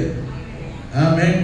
தாவீது அண்ணன் வரணும்னா, தம்பி வரணும்னா, ஆமென், அப்பா வரணும்னாங்க. தாவீது கர்த்தர் மட்டும் வரணும் முடியலையே, அபிஷேகத்துக்கு. சவுல பாருங்களேன், காரணம் சொல்லி சாக்கு சொல்லி கர்த்தர் விட்டு போயிட்டான். அழைப்பு இருந்தா பிரயோஜனம் இல்லை, அர்ப்பணம் வேணும். எத்தனை பேருக்கு புரியுது? அழைப்பு இருக்க போதாது. என்னை எல்லாரும் பாஸ்டர் கூப்பிட்டோன்னே எனக்கு அப்படியே உச்சிக்குள்ளது பெருசு இல்லை. ஐயோ பாஸ்டர் எவ்வளவு இனிமையா இருக்கு, நல்லா தான் இருக்கு கேட்க. பாஸ்டர் கூப்பிட அங்கதான் ஆபத்து இருக்கு. ஒரு பாஸ்டர் எப்படி தெரியுமா? அதனால யாக்கோபு சொன்னாரு, உங்களை அநேகர் போதகர் என்று ஆகாதிருப்பீர்களாக. பிரச்சனை உனக்கு ஆகு உண்டு. பாஸ்டர் என்ன தெரியுமா? பேர்ல பாஸ்டர் அப்படின்னு 4 பேர் கூப்பிட்டாவுனே அப்படியே உச்சி குளிர்ந்து பாருங்க, ஜில்லுன்னு. இந்த ஜில்லுனாக இருக்குல்ல பாஸ்டர்ன்றது பிராக்டிக்கல் லைஃப்ல காட்டணும். பாஸ்டர் ஊழியக்காரன் மனைவி புருஷன் பொண்டாட்டி அப்பா அம்மா எல்லாம் கர்த்தருக்கு பிறகு. ஹலோ, இங்கதான் இருக்கீங்களா? இங்கதான் இருக்கீங்களா? எல்லா என்னைய பாஸ்டர் கூப்பிட்டதுனால எல்லாத்தையும் மூலையில கட்டிட்டு கடைசியில் வந்து நிக்கிறது இல்லை. ஆமென். நான் யார், என் பொறுப்பு என்ன, என்னை எதுக்கு அழைத்தார், எனக்கு அபிஷேகம் எதுக்கு பண்ணிருக்கிறார், தந்திரத்தை தெரிஞ்சுக்கங்க. முதல்ல கர்த்தரை என்னையும் விட்டு பிரிக்கிற, ஆலயத்தை என்னையும் விட்டு பிரிக்கிற, கர்த்தருடைய காரியத்தையும் ஊழியத்தையும் எனக்கு நினைச்சுக்கிற ஊழியக்காரனை விட்டு பிரிக்கணும். எது வேணாலும் பிசாசு தந்திரமே. மறுபடியும் சொல்லிட்டேன். பவுல் சொல்றாரு, அது எதிர்த்திருக்க திராணிக்காக ஜெபம் பண்ணுங்க. திராணி எப்படி கிடைக்கும் தெரியுமா? ஆமென். எப்போது ஜெபம் பண்ண கண்டுபிடிச்சு முதல்ல ஜெபம் பண்ணதுக்காக. நான் ஓப்பனா கேட்கிறேன், கையை காலெல்லாம் தூக்காதீங்க, பொய் சொல்லாதீங்க, பாவம் செஞ்சிடாதீங்க. எங்க எத்தனை பேர் இன்னைக்கு ஞாயிற்றுக்கிழமைக்காக நேற்று ராத்திரி எத்தனை பேர் ஆயத்தம் பண்ணி ஜெபம் பண்ணீங்க? போய் சேரணும். கையெல்லாம் தூக்காதீங்க. நான் கூட தூக்குவேன், 2 காலத்துல தூக்கு சிக்கனா தூக்கிடுவேன். மனசுல கேளுங்க. இன்னைக்கு ஜெபத்துக்காக ஆராதனைக்காக பெந்தெகோஸ்தே ஆராதனைக்காக போஸ்ட் போட்டேன் காலையில. எத்தனை பேர் ஆமென் இன்னைக்கு ஜெபத்துக்கு போன ஆவியில் நடக்கணும், அன்னைக்கு பேச கர்த்தர் தொடரும். இன்னைக்கு ஆராதனைக்காக எத்தனை பேர் போய் சேர்ந்து ஜெபம் பண்ணீங்க? காலையில எத்தனை பேர் ஜெபம் பண்ணீங்க? கையெல்லாம் தூக்காதீங்க. நான் தான் சொல்லிட்டேன், உங்க மனசுல நீங்களே கேட்டுக்கங்க. ஆமென். தந்திரத்தை முறியடிச்சு ஜெபிக்கணும். நிறைய பேர் ஏன் தெரியுமா? அந்த கத்தோலிக்க ஈடுபட்டு சபைக்கு வர முடியல, தந்திரத்தை கண்டுபிடிக்க முடியல, ஜெயிக்க முடியல, பலவீனமா இருக்கிறீங்க. கவனிங்க, இந்த பலவீனம் நம்மை கர்த்தரை விட்டு வருகையில் போய் சேர்ந்து விடாதபடி தடை பண்ணிடும். ஆமென். இதுல நிறைய வழக்கெல்லாம் வசனம் எழுதி வச்சிருக்கேன், டைம் இல்லை. வருகையில் போய் சேர்வதற்காக பரிசுத்தர் கொடுக்கப்பட்டிருக்கிறார். ஹலோ, வருகையில போய் சேர்றதுக்கு வசனம் இருக்கா? குடிச்சுக்கோங்க. எபேசியர் 4:30 எபேசியர் 4:30. சரியா? அடுத்து 4 குடிச்சுக்கோங்க. இயேசு வருகையில போய் சேர்ந்தா பரிசுத்தர் தேவை. பரிசுத்தர் அபிஷேகம் பெறட்ட வருகையில போக முடியாது. வசன ஆதாரம் இருக்காயா? ஐயா கட்டாயமா இருக்கு. எபேசியர் 4:30. நில்லுங்க, வாசிக்க வேணாம், டைம் இல்லை. வாசித்தீங்கன்னா அப்புறம் எக்ஸ்பிளைன் பண்ணுவேன், அப்புறம் பிரசங்கம் பண்ணுவேன், நேரம் ஆயிரும். கவனிங்க, எபேசியர் 4:30. எபேசியர் 1:13-14 யாருன்னா கேள்வி கேட்டா சொல்ல தெரியணும். பெந்தெகோஸ்தேக்காரங்களை பார்த்து ஆமென் பரிசுத்தர் அபிஷேகத்தை பெறாதவங்க யாராவது சந்தேகம் கேட்டா சொல்லணும். என்னன்னு? பரிசுத்தர் அபிஷேகம் பெறாட்டா பரலோகத்துக்கு போக முடியாது பைபிள் இருக்கான்னு கேட்பாங்க. நானே கேட்பேன், யாரையாவது பார்த்து சொல்ல தெரியணும். வசனம் சொல்லணும் பைபிள்ல. பரிசுத்தர் அபிஷேகம் பெறாட்டா பரலோகத்துக்கு போக முடியாதா? வருகையில போக முடியாதா? அது உங்கதான் இருக்கீங்களா? வருகையில போக மாட்டோமா? போக முடியாது. வசனம் ஆதாரம் இருக்கா? எபேசியர் 4:30 1:13-14 எழுதி வச்சுக்கோங்க. வீட்டுல போய் வாசிங்க. அதுல ஒரே வசனம், மீட்கப்படும் நாளுக்கென்று முத்திரையாக பெற்ற என்ன மீட்கப்படும் நாள். இது ரட்சிப்பு கிடையாது, இருக்கிற மீட்பு. இது ராப்சர். வருகையில போய் சேர்றதுக்கு, மீட்கப்படுகிறதுக்கு, வருகையில போய் சேர்றதுக்கு யாரெல்லாம் வருகையில போறாங்களோ அவங்கள ஆண்டவர் என்ன பண்றாரா? பரிசுத்த அபிஷேகத்தால முத்திரை போடுறாரு. பரிசுத்த அபிஷேகத்தை பெறலனா, முத்திரை போடலனா, இயேசு வருகையில எவ்வளவு பெரிய படிச்சு கோடீஸ்வர விசுவாசியா இருந்தாலும் பரலோகத்துக்கு போக முடியாது, வருகையில போய் சேர முடியாது. சரி கவனிங்க, இன்னொன்னு சொல்லி சொல்றதுனால வருகையில போய் சேர முடியாது. வருகைக்கு செத்து போய் வச்சுக்கோங்களேன். 1 தெசலோனிக்கேயர் 4:00 கிறிஸ்துவுக்குள் மரித்தவர்கள் முதலாவது எழுந்திருப்பார் சொல்லிருக்கு. கிறிஸ்துவுக்குள் மரித்தவங்களை எங்க அடக்கம் பண்றோம்? கிறிஸ்துவ கல்லறையில் அடக்கம் பண்றோம். அப்ப கிறிஸ்துவ கல்லறையில் இருக்கிற எல்லா கிறிஸ்துவரோடு எழுந்திருவாங்களான்னா அதுவும் கிடையாது. பரிசுத்த அபிஷேகத்தை பெறாமலே செத்து போயிட்டா கல்லறையில கூட உயிர் தள்ள முடியாது. வசனம் இருக்காயா? வசனம் இருக்காயா? இருக்குங்கயா. ரோமர் 8:11 ரோமர் 8:9 11 தயவு செஞ்சு குறிச்சு வச்சுக்கோங்க. பெந்தெகோஸ்தேக்காரர்களே, இதெல்லாம் யாராவது கேள்வி கேட்டா பதில் சொல்ல தெரியணும். பைபிளை மட்டும் தூக்கிட்டு யாம் பரிசுத்த கச்சேரிக்கு போறான்னு விருட்டு வந்துட்டு போறது இல்ல. வருகையில போய் சேர முடியாது. பரிசுத்த அபிஷேகம் பண்ணா செத்து போயிட்டு கல்லறையில இருந்தாலும் வருகையில உயிரோட எழும்ப முடியாது. உயிர் தெழுதல் இல்லை, உயிர் தெழுதல் பங்கு பெற முடியாது. 11 என்ன எழுதியிருக்கபடியே, அன்றியும் இயேசுவை மரித்தோரிலிருந்து எழுப்பினவருடைய ஆவி, என்ன ஆவி?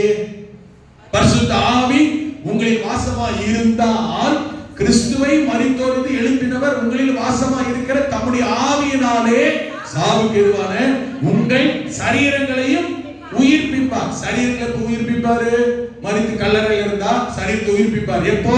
கிறிஸ்துவின் ஆவி உங்களில் இருந்தால் சரீரத்தை என்ன செய்வாரு? உயிர்ப்பிப்பார். ஆவியின் அபிஷேகத்தை பெறாட்டா சொல்லுங்க, ஆவியின் அபிஷேகத்தை பெறாட்டா எத்தனை வருஷம் விசுவாசி எவ்வளவு பெரிய சபை இருந்தாலும் வருகையில் போக முடியாது, மரித்து உயிர் தள்ள முடியாது. விளங்கிட்டா? இப்ப பரிசுத்தம் வேணுமா வேணாமா? முக்கியமா முக்கியம் இல்லையா? ஆமென். நாலாவது, சோர்வு பலவீனங்களில் உதவி செய்கிறார். ரோமர் 8:26. சோர்வு பலவீனங்களில் இயேசு 40 நாள் உபவாச ஜெபம் இருக்கும்போது மத்தேயு சுவிசேஷம் 4ஆம் அதிகாரத்துல நீங்க குறிச்சுக்கங்க, வீட்ல வாசிங்க. லூக்கா 4:1ஆம் அதிகாரம் 1ஆம் வசனம் 14ஆம் வசனம். லூக்கா 4:1-14 குறிச்சு வச்சுக்கங்க. இயேசு உபவாச ஜெபத்தில் இருக்கும்போது சோர்ந்து போயிருந்தார். கவனிச்சீங்களா? பரிசுத்தாவின் அபிஷேகத்தில் நிரம்பினார். ஆவியில ஜெபம் பண்ணார், சாத்தானை ஜெயித்தார். ரோமர் 8:26ல அந்தபடியே பரிசுத்தாவியானவர் நம்முடைய பலவீனங்களில் நமக்கு உதவி செய்கிறார். சரியா? சரி, இன்னும் நிறைய வசனம் இது போதும். கடைசியா, சோதனையில் தாங்க தப்ப ஜெயிக்க உதவி செய்கிறார். 1 கொரிந்தியர் 10:13. சோதனையோட தப்பிக்கொள்ளும் போக்கை உண்டாக்குறார். ஏதோ சொல்றேன், போர் அடிக்குதுன்னு நிறைய பேர் உட்கார்ந்தீங்க, பரவாயில்ல. ஆமென். வெளிப்படுத்தல் 3ல சொல்லும்போது பிலதெல்பியா சபைக்கு எழுதுறாரு, சோதனை காலத்துக்கு தப்பும்படி நானும் உன்னை காத்தேன், அதனால ஆவியானவர் சொல்லுகிறதை காதுள்ளவன் கேட்க கடவன். சோதனையில தப்பணும்னா ஆவியானவர் என்ன ஆலோசனை சொல்றாரோ, சோதனையில பிரச்சனை நெருக்கத்துல செவி கொடுத்து ஆவியானவருக்கு இடம் கொடுக்கணும், ஆலோசனைக்கு இடம் கொடுக்கணும். எடுத்தோம் கவிழ்த்தோம் நான் நினைக்கிறேன் கரெக்ட்னு போனீங்கன்னா சோதனையை ஜெயிக்க முடியாது. பரிசுத்தருடைய ஆலோசனை தேவை. எங்க 5 காரியத்தை சொல்லி பார்க்கலாம், ஜெபம் பண்ணலாமா? பரிசுத்த ஆவியானவர் எதுக்கு? ஒண்ணு பாவத்திலிருந்து ஜெயிக்க, பாவம் உணர்த்தப்பட. இரண்டாவது, பிசாசின் தந்திரங்களை கண்டுபிடிக்க திராணி உண்டாக. மூணாவது, வருகையிலும் போய் சேரணும்னா, ஒருவேளை வருகை போய் செத்து போயிட்டாலும் பரிசுத்த அபிஷேகம் பண்றா உயிர் தள்ள முடியும். புரிஞ்சுச்சா? ரைட். நாலாவது, சோர்வு பலவீனங்களில் இருந்து பலன் பெற. ஆமென். விடுதலை பெற. ஆமென். சோதனை கண்ணிக்கு தப்ப. ஆமென். இது நாம் பலனடைய. இரண்டாவது, சாட்சியா இருக்கிறது எப்படின்னா அவருக்காக பயன்படணும். பேதுரு பயந்தானா? பரிசுத்த அபிஷேகத்தை 2ஆம் அதிகாரம் நிரப்பினாரா? 3ஆம் அதிகாரத்தில் அப்போஸ்தலர் 3ஆம் அதிகாரம் பார்த்தீங்கன்னா இந்த அபிஷேகம் அவனை பயன்படுத்தினது. கரங்களை உயர்த்தி. ஆமென். இந்த அபிஷேகம் பேதுருவை பயன்படுத்தினது. அபிஷேகம் பவுலை பயன்படுத்தினது. இந்த அபிஷேகம் உங்களை மட்டும் பலப்படுத்தாது, மற்றவங்களையும் உங்க மூலம் பலனடைய செய்யும். மற்றவங்களுக்கும் உங்க மூலம் அற்புதம் நடக்கும். மற்றவங்களுக்கும் உங்க மூலம் ஆசீர்வாதம் வரும். அல்லேலூயா. இதுக்காக தான் பரிசுத்த ஆவியானவர். இதை மறந்துடக்கூடாது. 5 காரியத்தையும் தேவன் நிரப்புவார். உங்களை கர்த்தர் பலப்படுத்துவார், உங்களை கர்த்தர் பயன்படுத்துவார், உங்களை கர்த்தர் ஆசீர்வதிப்பார், உங்களுக்கு வேண்டிய கிருபைகளை தருவார். பரிசுத்த ஆவி உங்களிடத்தில் வரும் பொழுது 1 பலனடைவீர்கள். 2வது, எனக்கு நான் உயிரோடு, இயேசு உயிரோடு இருக்கிறதை, இந்த அபிஷேகம் பெற்றவர்கள் தான் இயேசு உயிரோடு இருக்கிறார் என்கிறதை சாட்சியாக, விட்னஸாக, அடையாளமாய் பேதுருவை போல் பவுலை போல் நிரூபித்து காண்பித்தார்கள். நீங்களும் நானும் இயேசு உயிரோடு இருக்கிறார் என்கிறதை காட்ட முடியும். அபிஷேகம் பெற்றால், ஆவி நிறைவை பெற்றால் உங்கள் மூலம் என் மூலம் ஆவியானவர் கிரியை செய்வார். இதோ உலகத்தின் முடிவு பறித்து உங்களோடு இருக்கிறேன், சகல அதிகாரம் எனக்கு கொடுக்கப்பட்டிருக்கிறது, என்னுடைய அதிகாரத்தை உங்களுக்கு கொடுக்கிறேன். நீங்கள் பூமியில் கட்டுவது எதுவோ அது பரலோகத்தில் நான் கட்டுவேன், பூமியில் நீங்கள் கட்டவிழ்ப்பது எதுவோ பரலோகத்தில் கட்டவிழ்ப்பேன் என்கிற அதிகாரத்தை, பரலோக அதிகாரத்தை, அபிஷேக அதிகாரத்தை உங்களுக்கு எனக்கு கர்த்தர் தந்திருக்கிறார். இன்றும் தர வல்லவர், இன்றும் உங்களை நிரப்ப வல்லவர். கர்த்தர் ஆசீர்வதிப்பாராக. அபிஷேகத்தால் கர்த்தர் நிரப்புவாராக. எல்லாரும் எழுப்பி நிற்க போகிறோம், ஜெபம் பண்ண போகிறோம்.